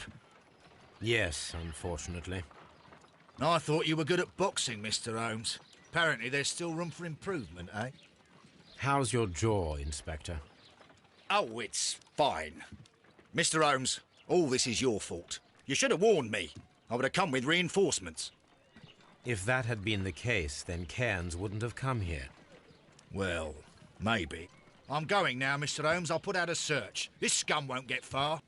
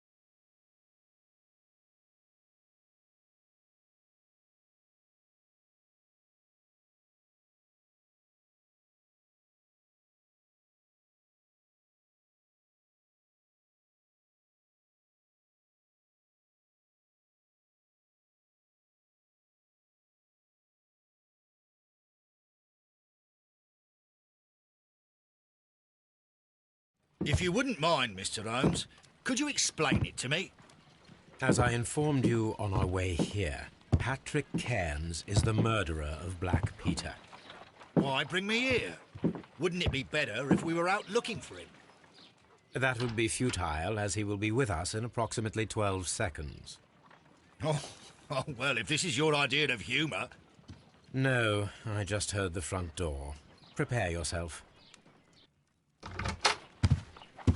Good day, gentlemen. A young lad gave me a note from Captain Ahab. Am I at the right address? Is he here? Indeed, it is the correct address. But in place of your captain, may I present to you Inspector Lestrade of Scotland Yard? That means... It means, my friend, that you are arrested for the murder of Black Peter. What? What? A trap? You think you can take me? Here now. We'll have none of that. And I say that we will.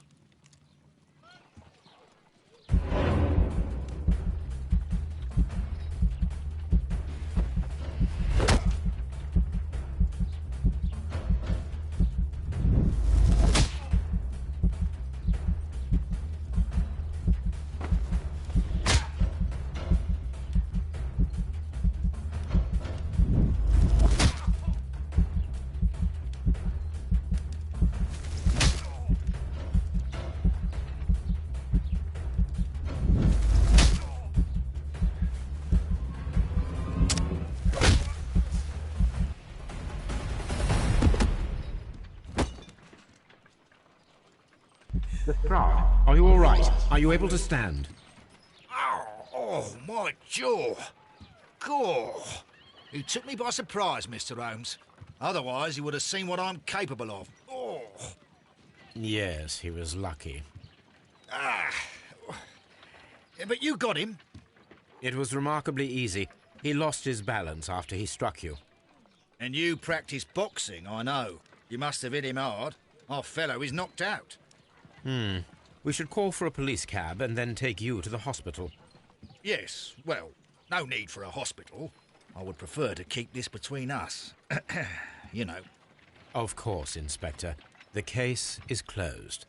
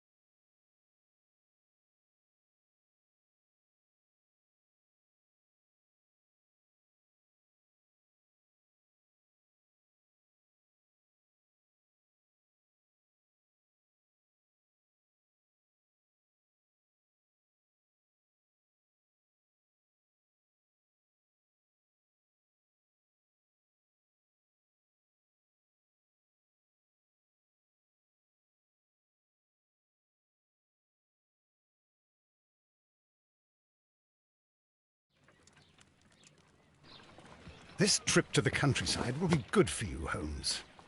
As your friend and your doctor, I really do recommend that you give yourself a complete change of scene. Fresh air, brisk walks, bird watching, chopping wood. Sounds intolerable. I mean, certainly it sounds delightful. But you haven't yet told me who your friend is, the one we're going to visit. He is a bee lover. A bee lover? Do you mean that he keeps bees? That must be Mrs. Hudson, bringing the warm cloth that I requested. There is someone to see you, Mr. Holmes. I have no time. Send whoever it is away. Yes, Holmes, I really think we ought to leave now.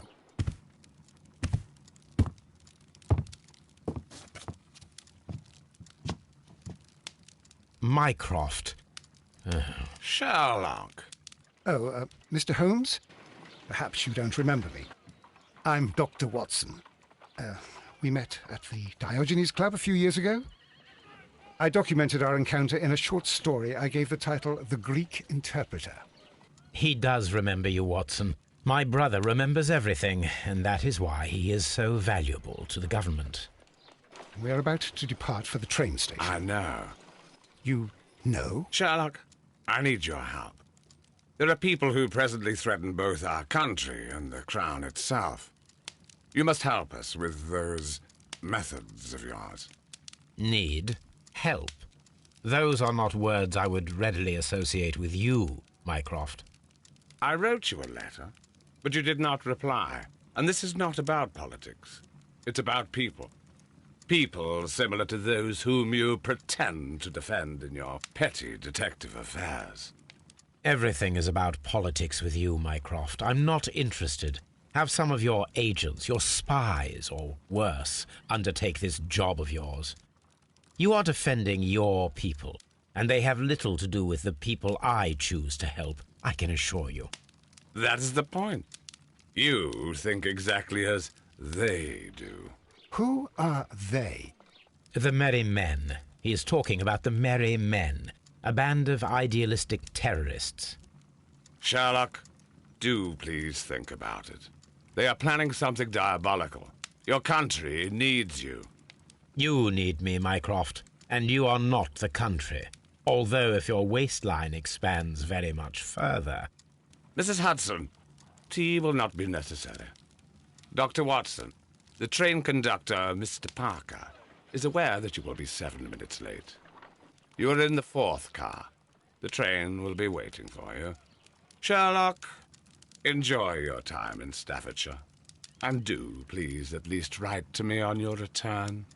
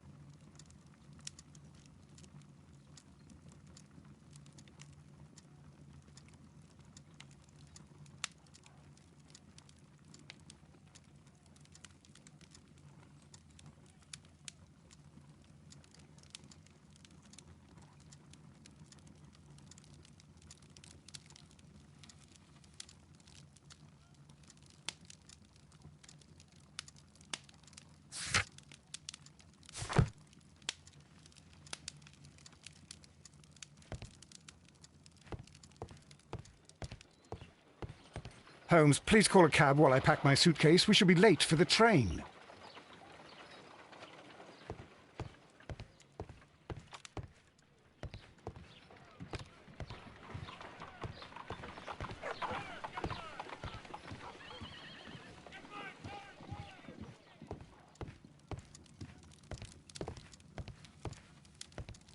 My archive. I can always consult with it if needed.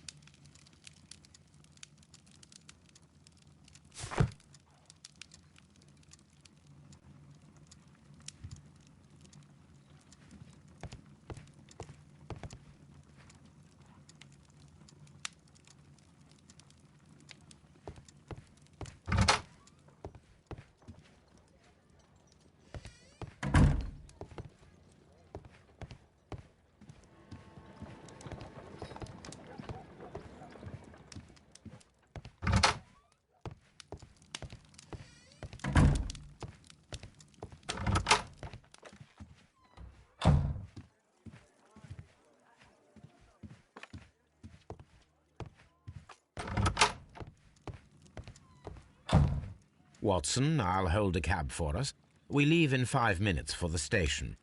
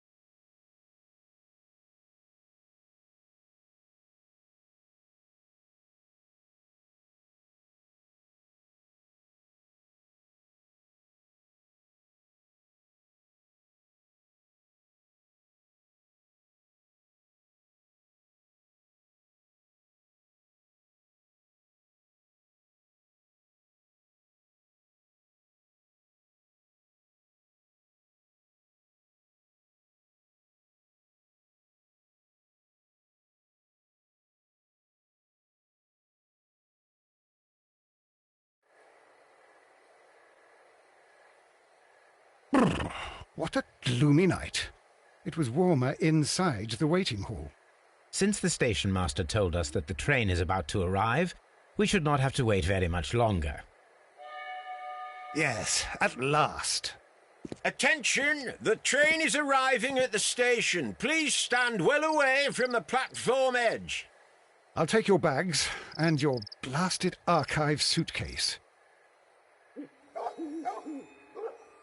But, Holmes, the headlight. It's faded away. Something is wrong. I can't hear any sound from the incoming train. Excuse me, sir. Can you explain what has happened? I don't know. It's as if the train vanished into thin air. Holmes, say something. Quick, fetch a lantern and let us take a look. It's too dark. Only fog and rails, nothing else. There is no use in stumbling around here at night. We will come back tomorrow.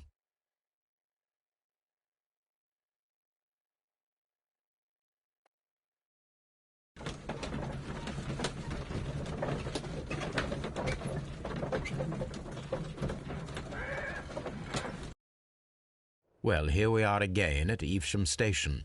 We have a full day ahead. Let us begin our investigation.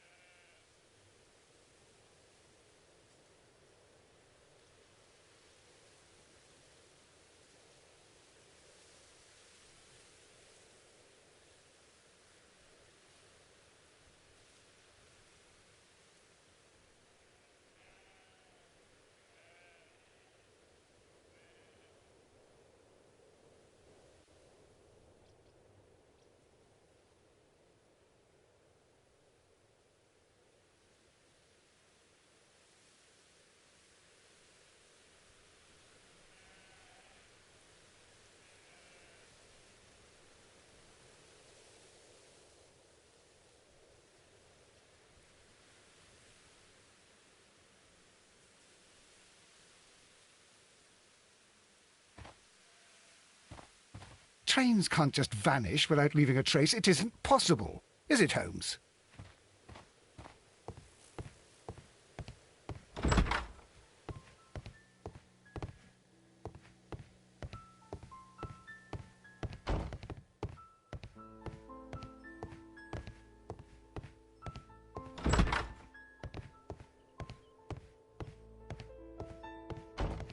First of all, let us examine the area where the train disappeared.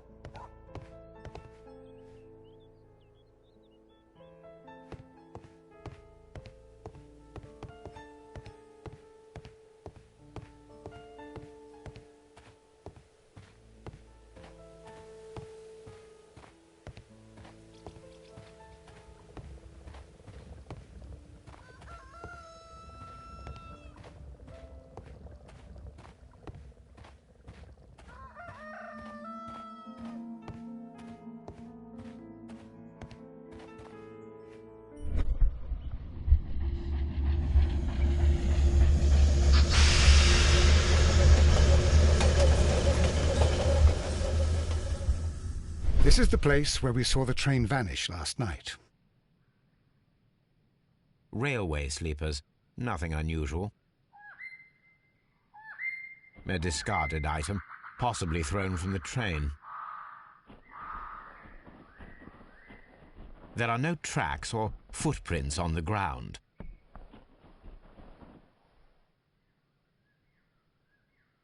The rails have not been touched. There's nothing unusual here. There are no signs to indicate that the train ran off the track, nor are there any other traces. There is nothing whatsoever. There are no clues. But then, a negative result is also a result. Oh, I see what you're getting at. No clues, and you're smiling.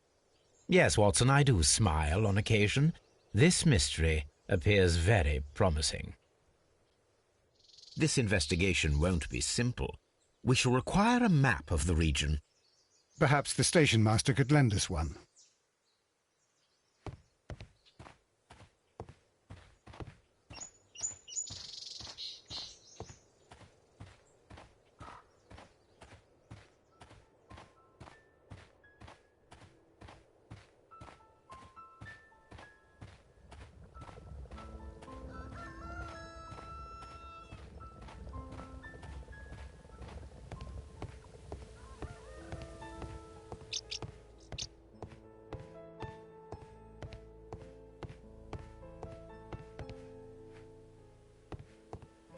Good morning.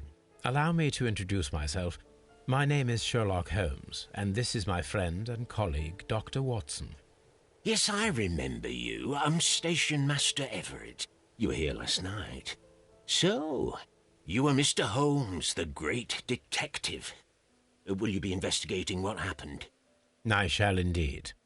It is extraordinary that an entire train could disappear like that. And to think of all the poor people inside it, the passengers, the driver.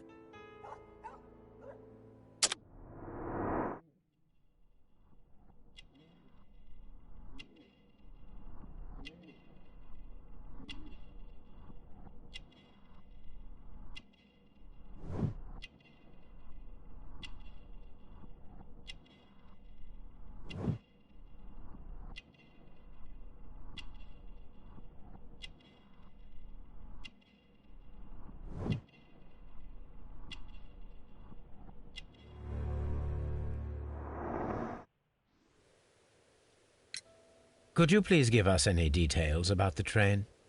Well, there was nothing so very special about it. At least not that I can recall. My memory's not what it used to be. However, if you need it, you can have the train composition report. It's inside my office. I would be glad to have a detailed map of the local railway district. But of course, please, take the one that's pinned inside the waiting hall. See you later, my good man.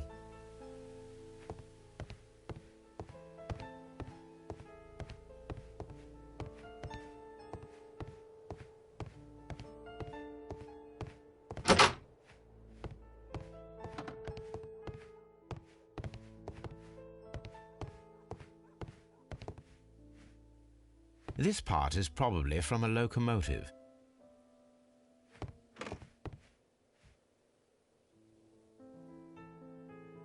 An old locomotive bell.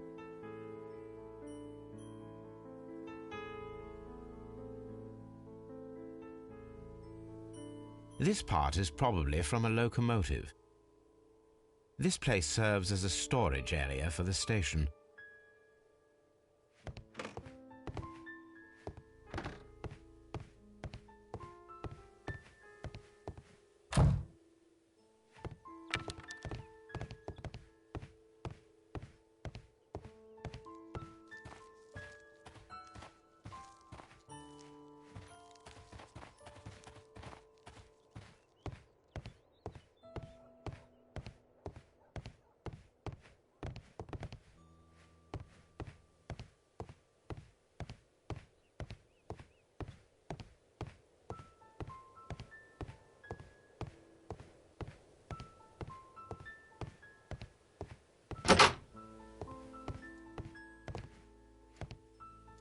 Railway post bags.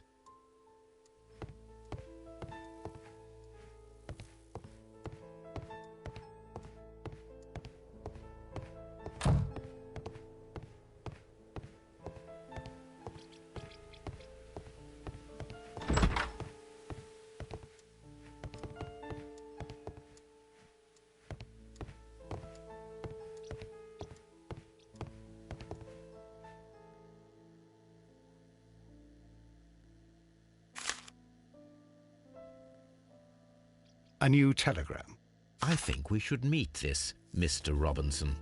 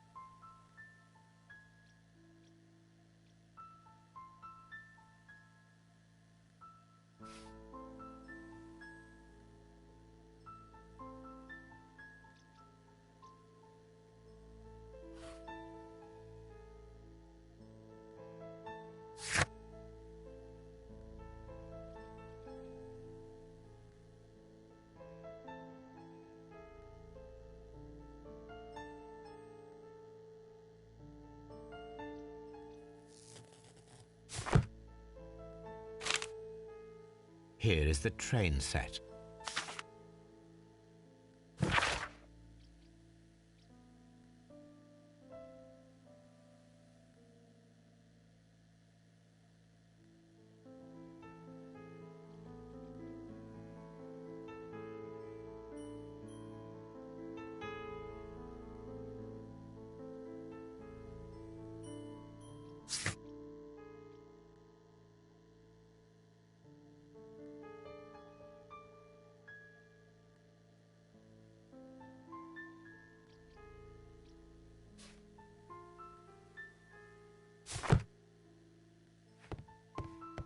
A telegraph.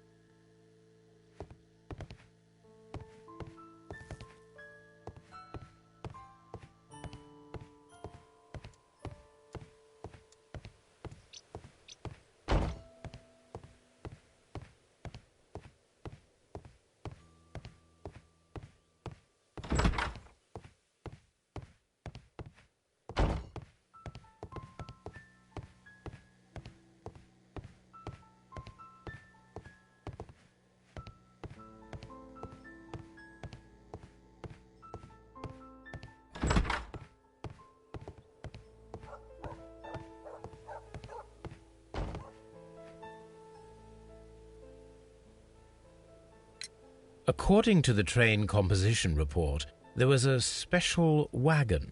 What does that entail? That's a highly secure car, ordered by a private party. It is generally to carry something of value. Those wagons have iron walls, you know, without any windows, and they're fitted with a complex key lock. That is important information. Do you know what was inside this particular wagon? Certainly not. No, that's private. And it's not my responsibility to allot the wagons to whoever. See you later, my good man.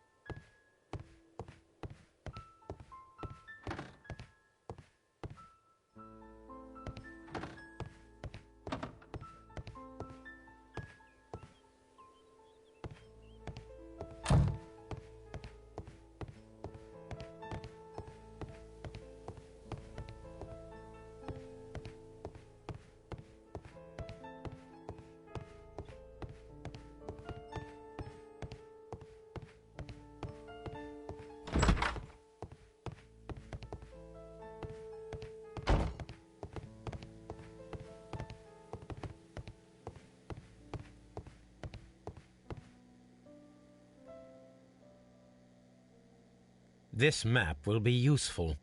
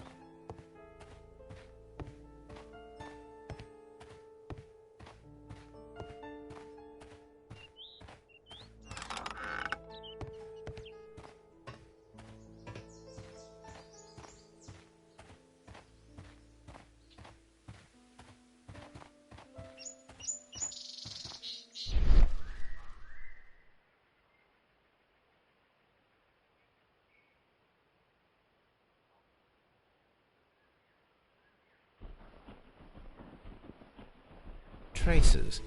Let's take a closer look.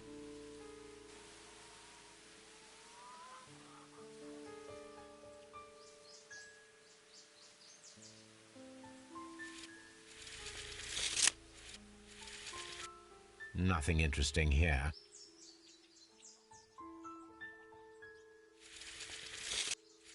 The distance between the tracks is about 6 feet 7 inches.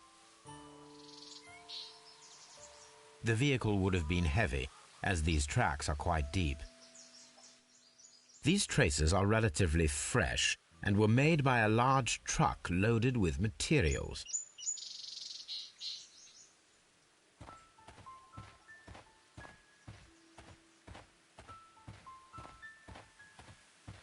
This road should lead to the town of Evesham.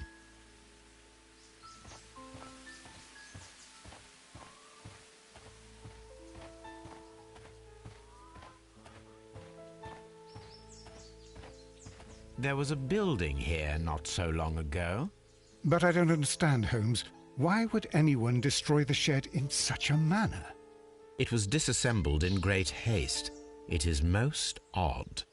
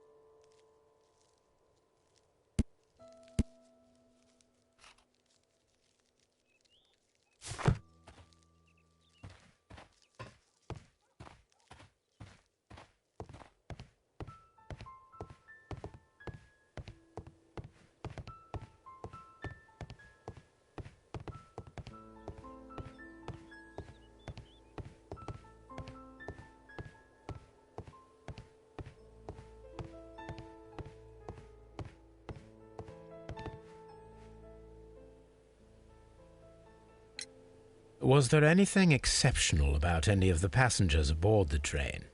What do you mean? Like officials? I wouldn't know. But now that you mention it, yes, there was something. There was a message from Bridlington station saying that the train had been delayed because of an issue with the passengers. What kind of problem that they didn't say? That is interesting. You mentioned a problem at Bridlington station. I should like to visit this station. Could you mark it on the local map? Of course. It's a suburban railway station. You might take a cab there. It appears that there was a small warehouse near your station and that it was disassembled. Why is that? It was burgled overnight about 2 weeks ago. The police have already started their investigation, but I doubt that they'll find anything. What was inside the warehouse? Nothing of value. A few 100 feet of standby rails and some spare railway parts. But it wouldn't be easy to steal all of that. Why would anyone want to? See you later, my good man.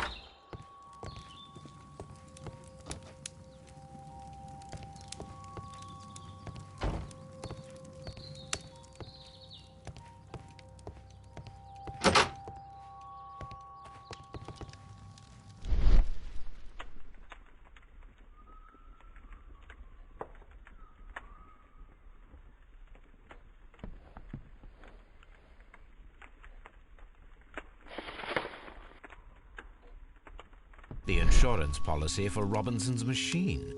A significant sum.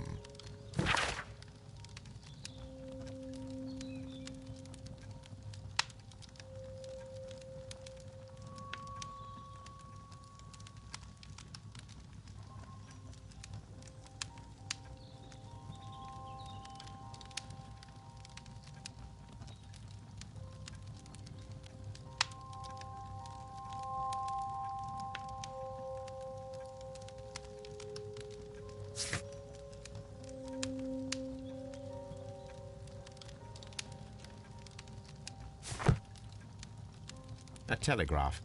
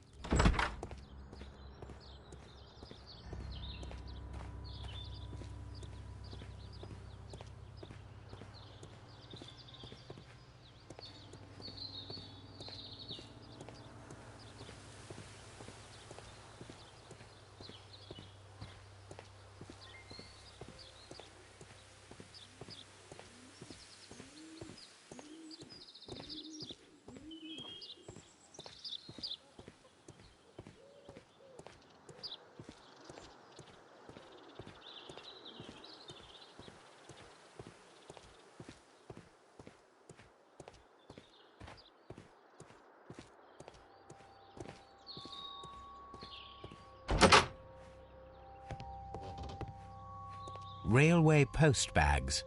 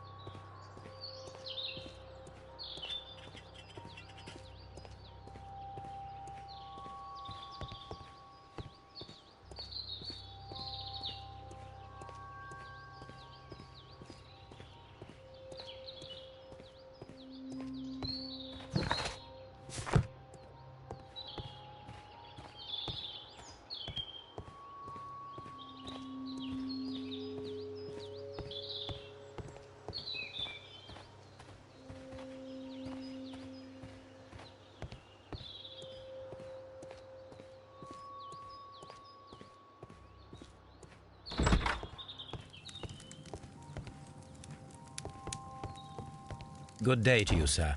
Good day. To whom am I speaking? My name is Sherlock Holmes, and this is... Are you a representative of this damned railway company? Because I have a complaint. We are not from the railway company. We are... Well, in that case, Mr. Shamrock Flomes, please excuse me, but I'm not in the mood for idle chit-chat at the moment.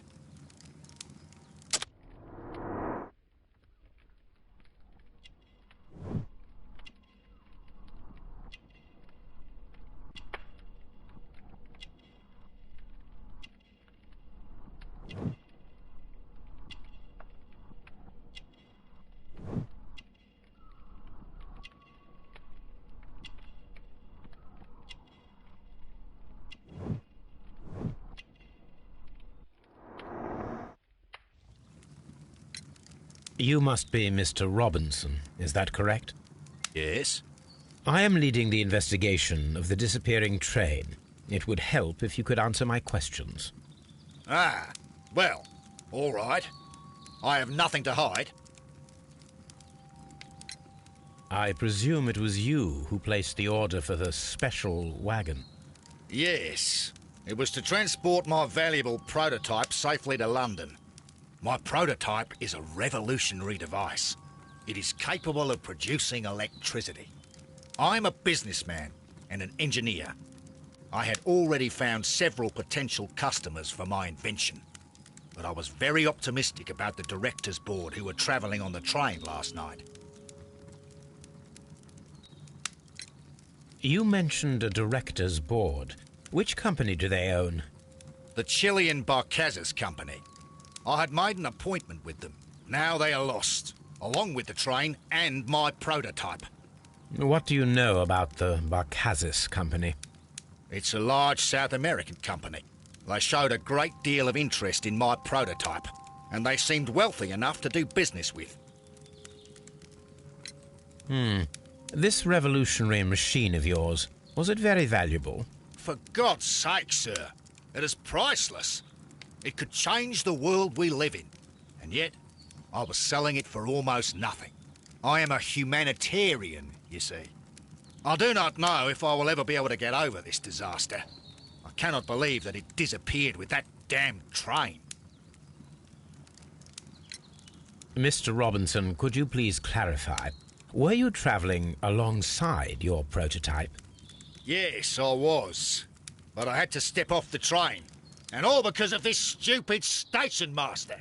I received a telegram declaring that an important person, a Mr. Bromsby, wished to see you in the waiting room. I merely informed you of this.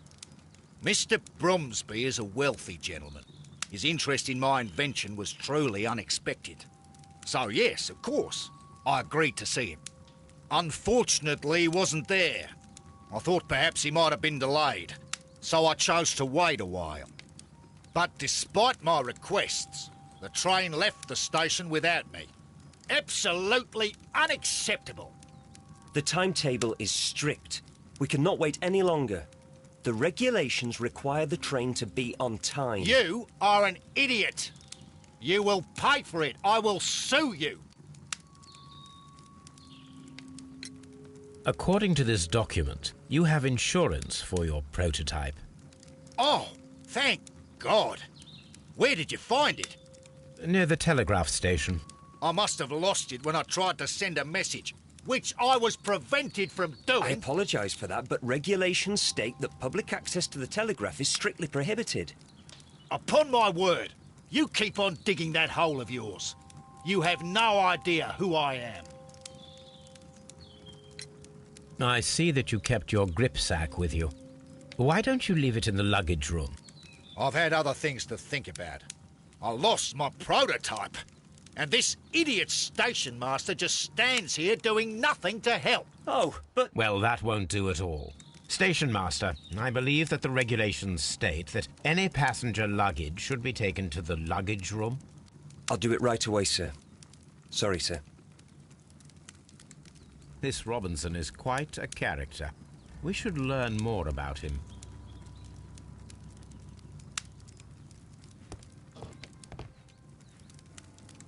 This is an absolute scandal. It's always the same with these rail companies. No respect for the customer.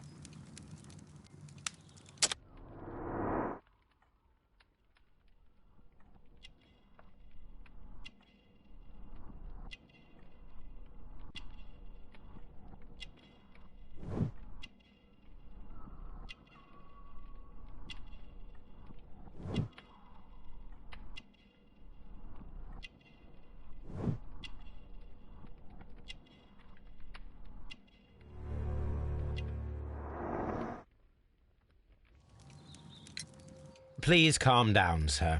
What is your concern? Concern? What is my concern? I'll tell you what my concern is. Last night I were on the train as usual with my colleague, heading home. Then along came this ridiculous ticket inspector, who started arguing that our tickets were invalid. He made us get off the train, and he was extremely rude about it. Were you aboard the train that vanished last night? Yes, I heard that it disappeared, but I don't care because we would have stopped before then anyway. Our tickets were valid and no doubt about it. And then, to top it all, the ticket inspector pushed everyone else out too, except for a bunch of rich. Well, because their type don't need a ticket.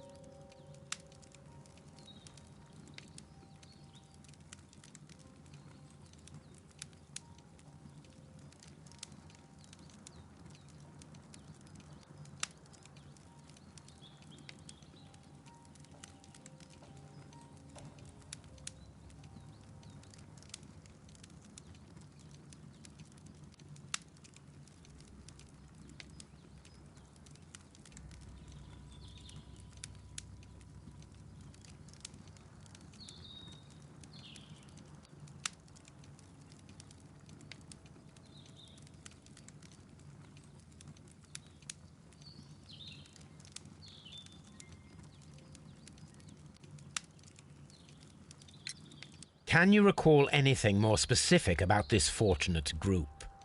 Well, yes. They were all foreigners. Spanish-looking toffs with snake eyes. Goodbye, sir. The ticket inspector forced all the passengers from the train except for the directors of the Barcazes Chilean Company.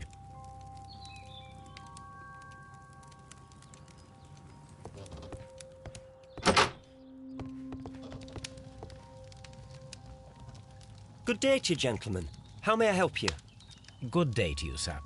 My name is Sherlock Holmes. I am investigating the unfortunate disappearance of last night's train. I see. I'm Station Master Bertram, but my supervisor has not informed me about this. I do not know if... Do not worry. I have only a few questions.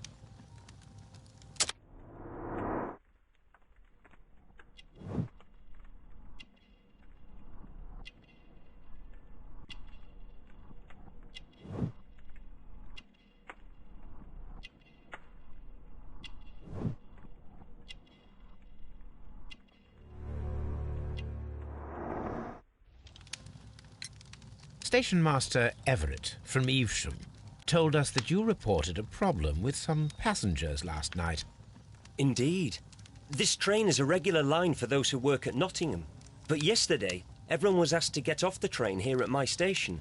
I've no idea why, and it delayed the train. But the worst of it is that now I have to deal with two furious passengers who are complaining about the company's service. They stayed here the whole night. But people do not usually pay much attention to the regulations, you see. There are very strict and clear rules. Paragraph 234 of Article 2G-43 states that in the event of a complaint, you must... Yes, thank you. I understand. Apart from the passengers disembarking, did you notice anything else that was unusual last night? I did. And I mentioned it in my report to our higher management on the matter. What was it? Sorry, but I can't tell you.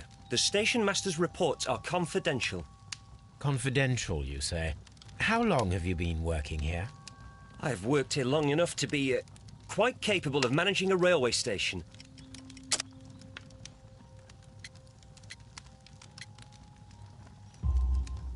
Let me speak frankly, Mr. Bertram. Your age and your lack of confidence in your position are quite apparent. You cannot deny that you have only recently completed your studies. I was at the top of my class. Listen here, young man. I am aware that you wish to protect yourself behind all these regulations, but I represent the law. And you are obstructing the investigation of an important case. I would suggest that you cooperate with Mr. Holmes. Think of your career. Ah, that is... Well, I'll tell you everything. First of all, I scolded the ticket inspector, for it was he who asked the passengers to leave the train. It was not his right to do so. He was very rude. And then, later on, I received a most peculiar telegram from my colleague at Chesterfield Station, the next stop along the line. What did the telegram say? Well, that was the peculiar thing. It was almost unreadable. It was full of errors and awfully vague. It was hard to understand if the train had correctly passed that station or not. You can read it for yourself. We ought to visit Chesterfield Station. We need to confirm if the station master saw the train or not.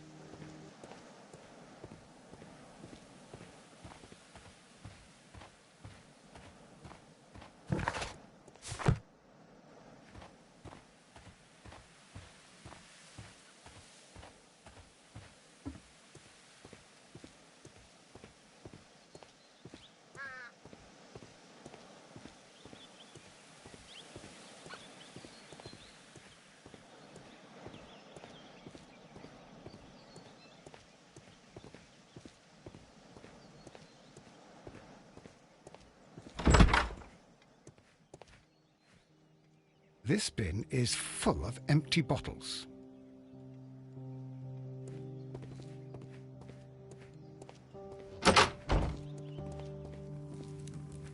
A telegraph.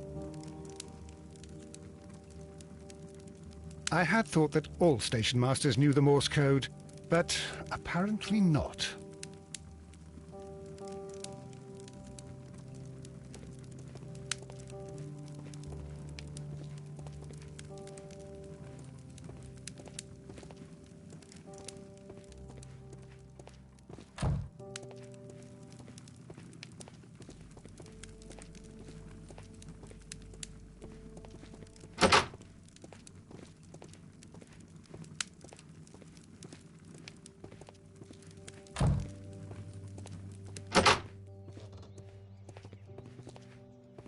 A fishing advertisement.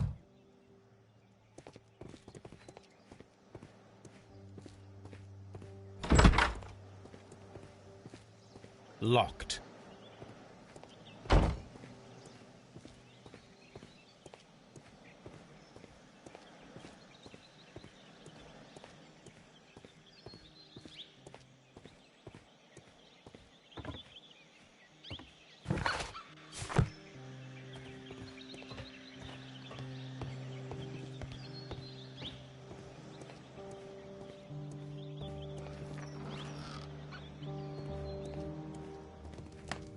A handcar wheelbase.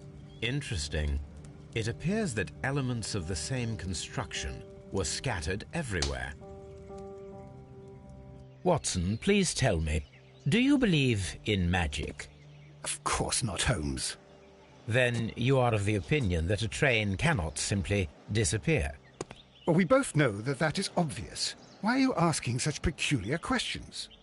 A little patience, Watson. You will understand my point quite soon. So, are you quite certain that you saw the train at Evesham Station? Yes, of course. We saw it coming. The headlights, and heard the whistle. But that is it. We didn't see the train itself. But...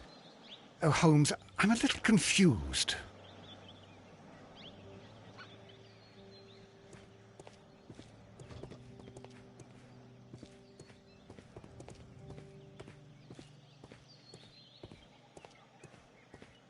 Locked.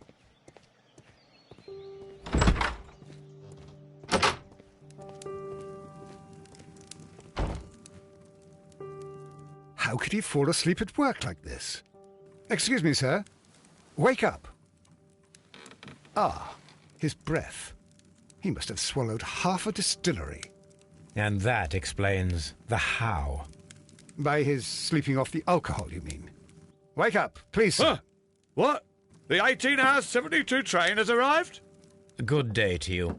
We are investigating the disappearance of last night's train, and we should like to ask you a few questions.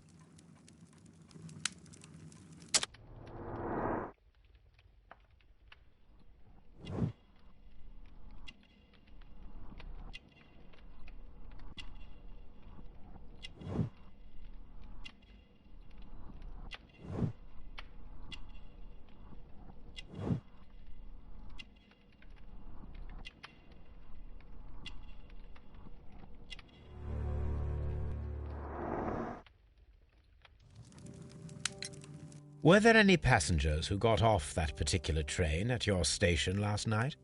No, nobody, it seems to me. Although I did not leave my office, so... No doubt you were very busy. You don't say. You can't ever get any peace around here. Now you have to send a telegram each time a train arrives and departs. Station Master Bertram from Bridlington showed me a strange telegram that he received from you last night. It concerned the train, but it was barely comprehensible. What? He's a fastidious little twerp, that Bertram. I remember everything quite clearly. It was late, and I was tired, but I did my work. So what? There's no need to be so petty.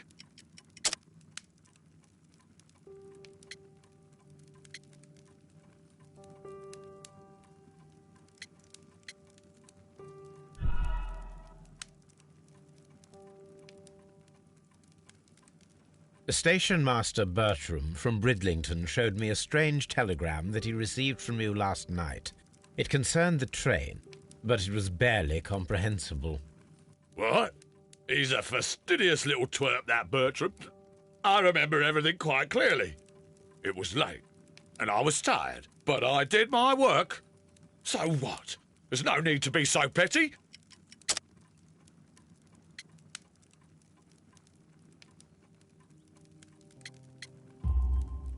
You were not tired, you were inebriated.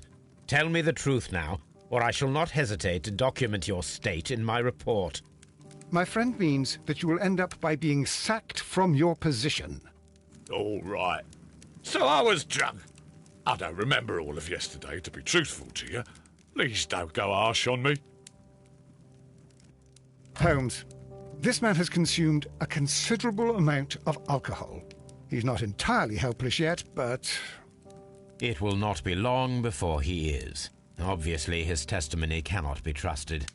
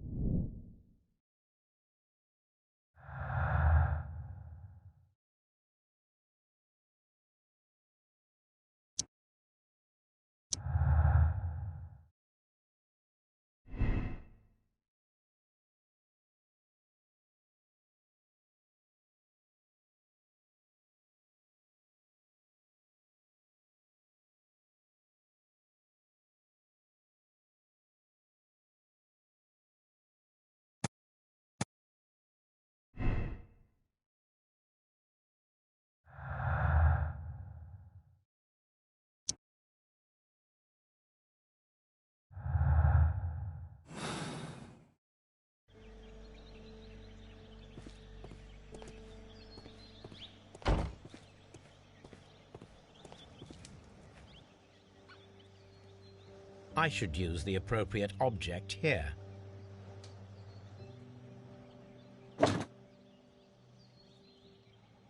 I should use the appropriate object here.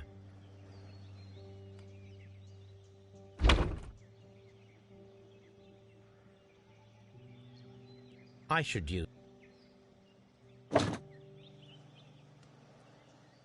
I should use...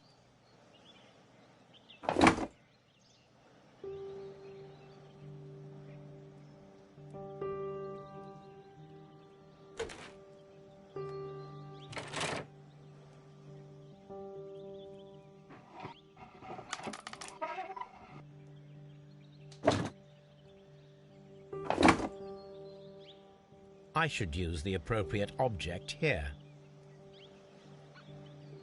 I should use the...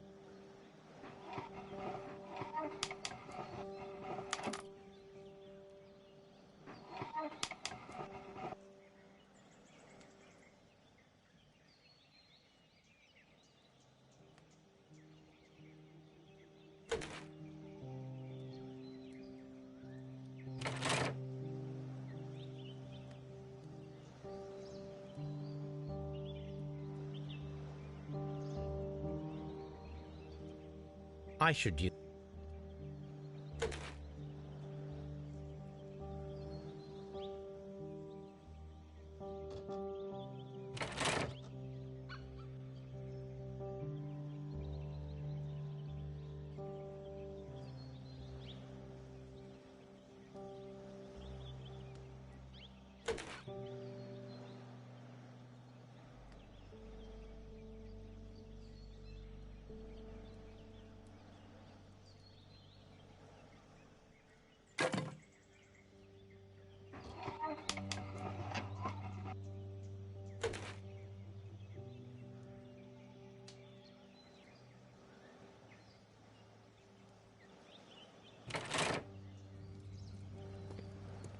So, now here we have the fake train that we saw approaching Evesham Station last night.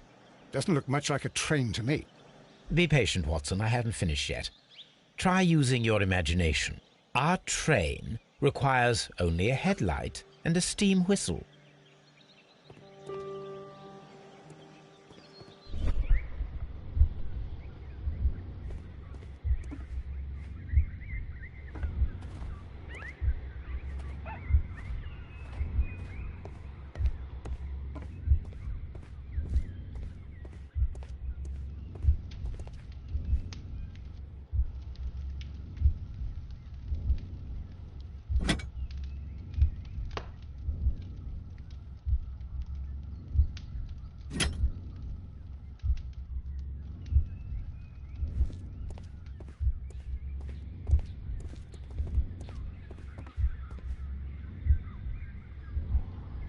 I need something long for the headlight to be attached.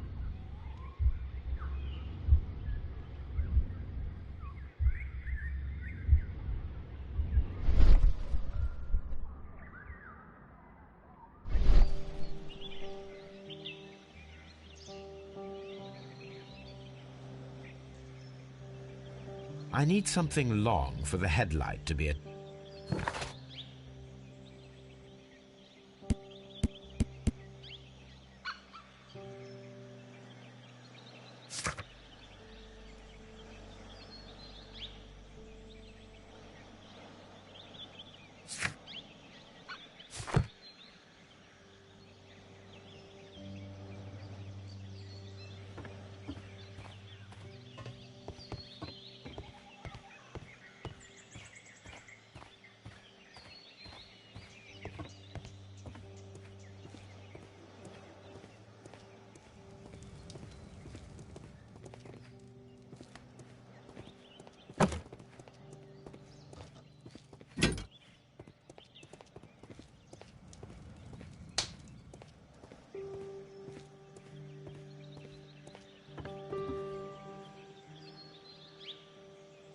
The long pole is now attached.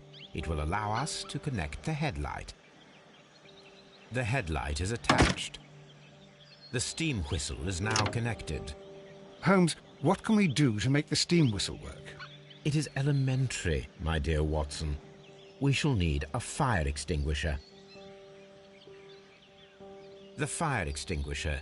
Now let us see what we have here. First of all, let us pump the pressure inside the extinguisher. First of all, the steam whistle is ready to be used.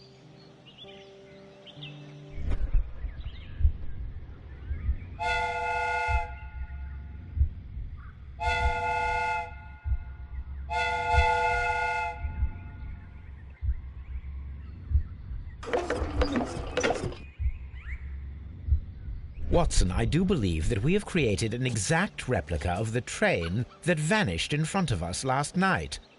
The criminal mind can be most inventive. I am somewhat in awe. So such a thing is possible. If someone went to all the trouble of creating this fake train, then it was surely with the intention of stealing the real one. Ah, Watson, you should not jump to conclusions. In fact, this does not tell us very much at all, except that the train did not evaporate into thin air. Although you half suspected it. At any rate, we now need to find where the real train might be hidden. I suggest we use my archives to find a more detailed map of our surroundings. Well, I hope that justifies our having to load your massive archive suitcase onto the cab. It made us extremely unpopular with our driver.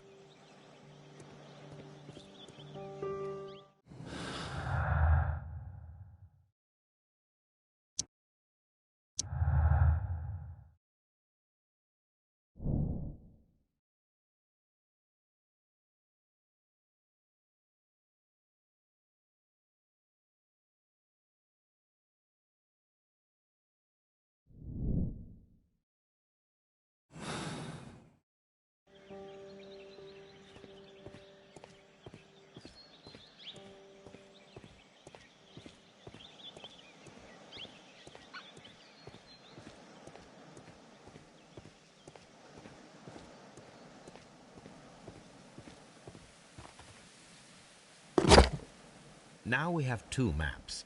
We must combine them properly.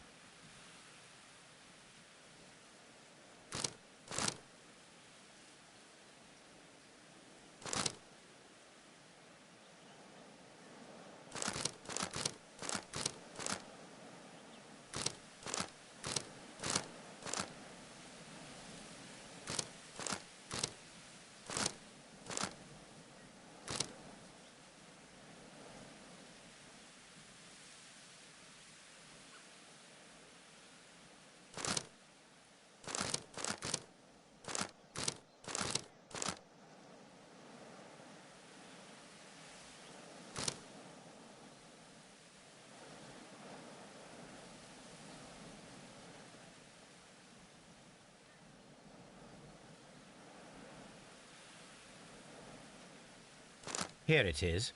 There is a side branch to the railway. Its first switch is located between Bridlington and Chesterfield stations. There is one more station to be visited. It is located between Chesterfield and Evesham, and there should be a side railway to the nearby quarry. There is a small section of a railway at the end of Evesham station.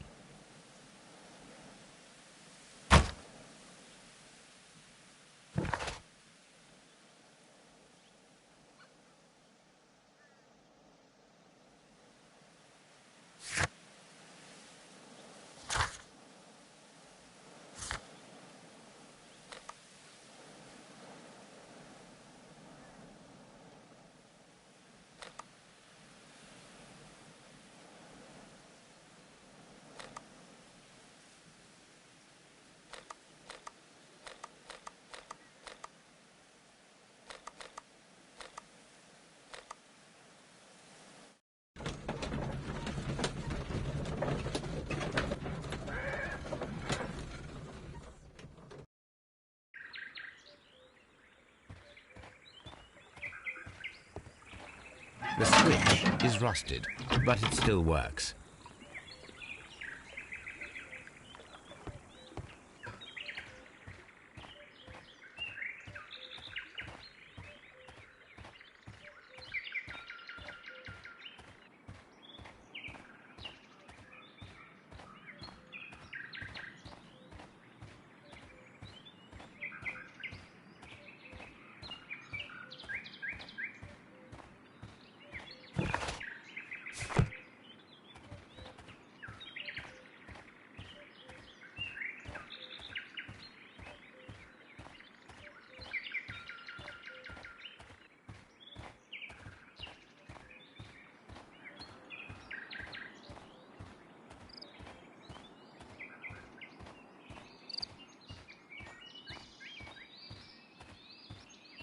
This road should go in the same direction as the railway.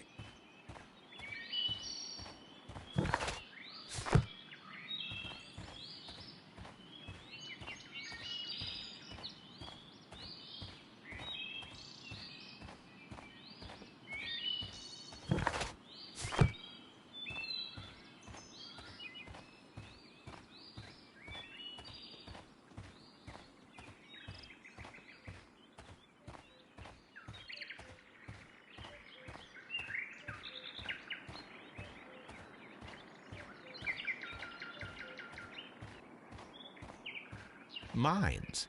This is interesting.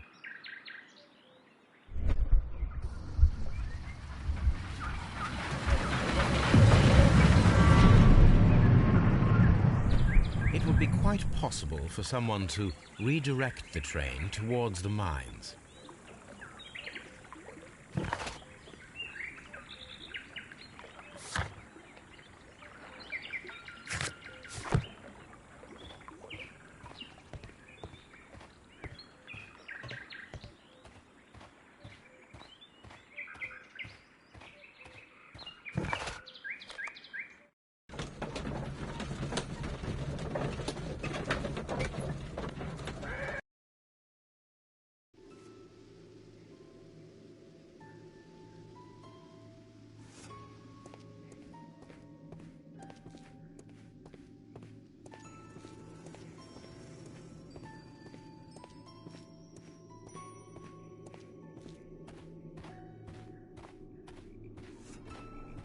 Holmes, look.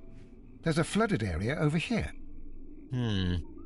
I believe that the flooded area might be worth checking.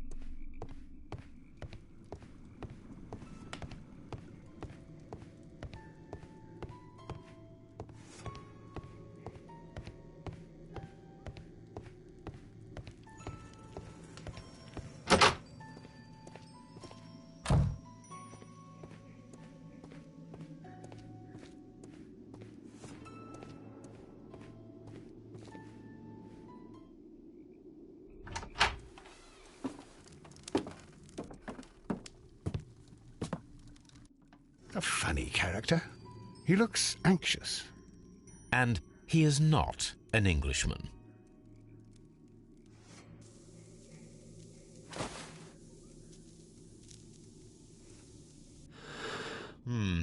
This scent is familiar to me, but in order to recognize it, I must combine my associations into one picture.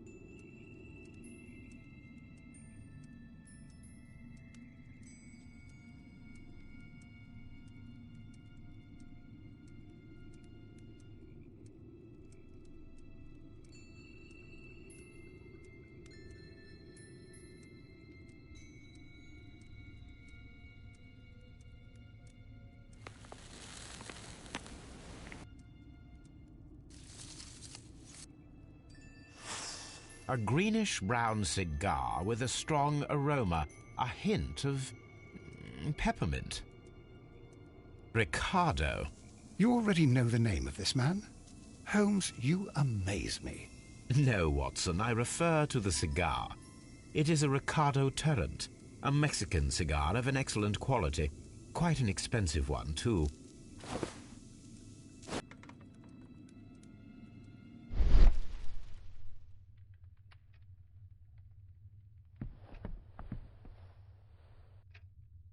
This ashtray is full of ash and cigar stubs. A greenish-brown cigar with a strong aroma, a hint of peppermint. These ashes and cigar stubs are similar to the one that we found on the floor. Some of the stubs were recently smoked. There are others that appear fairly old. That means that the fellow spent several days here. Judging by his clothes, he's hardly a traveller or a tramp. Well concluded, my dear fellow. A man who smoked the Ricardo brand of Mexican cigar spent several long days at Doncaster Station.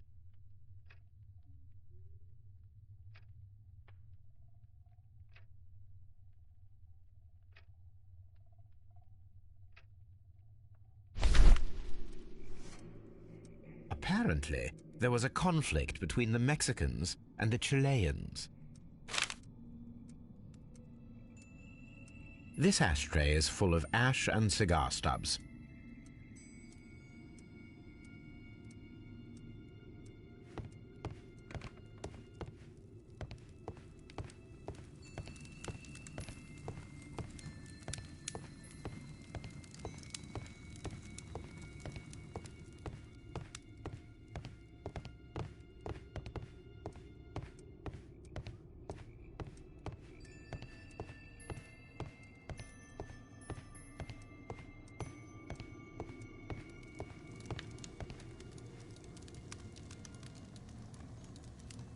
Newspaper articles on horse racing, hurdle, steeplechase and flat racing. He is a true enthusiast, Holmes.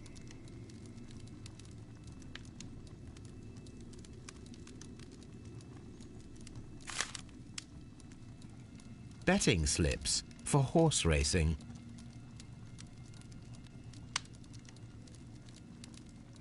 The sums are quite impressive.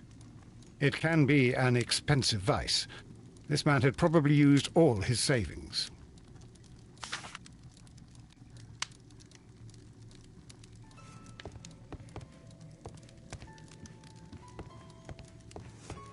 A telegraph.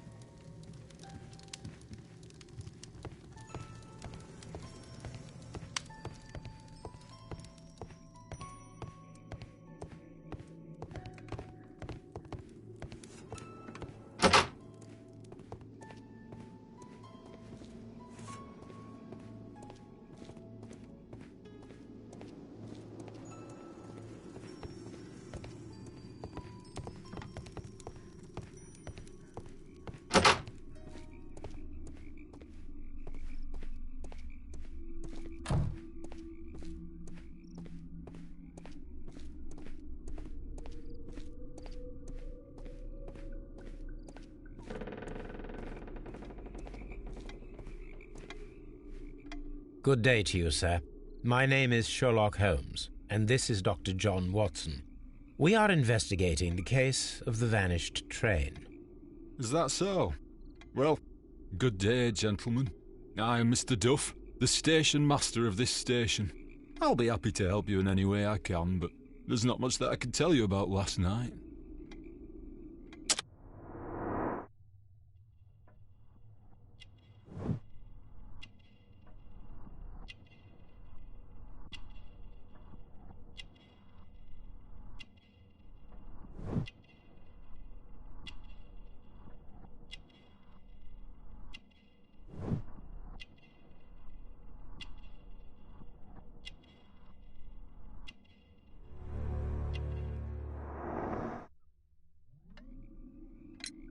It appears that you may be at risk of some flooding along the line here.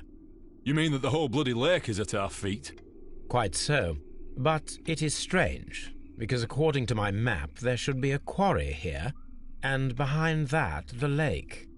How should I know? I only arrived here a few months ago.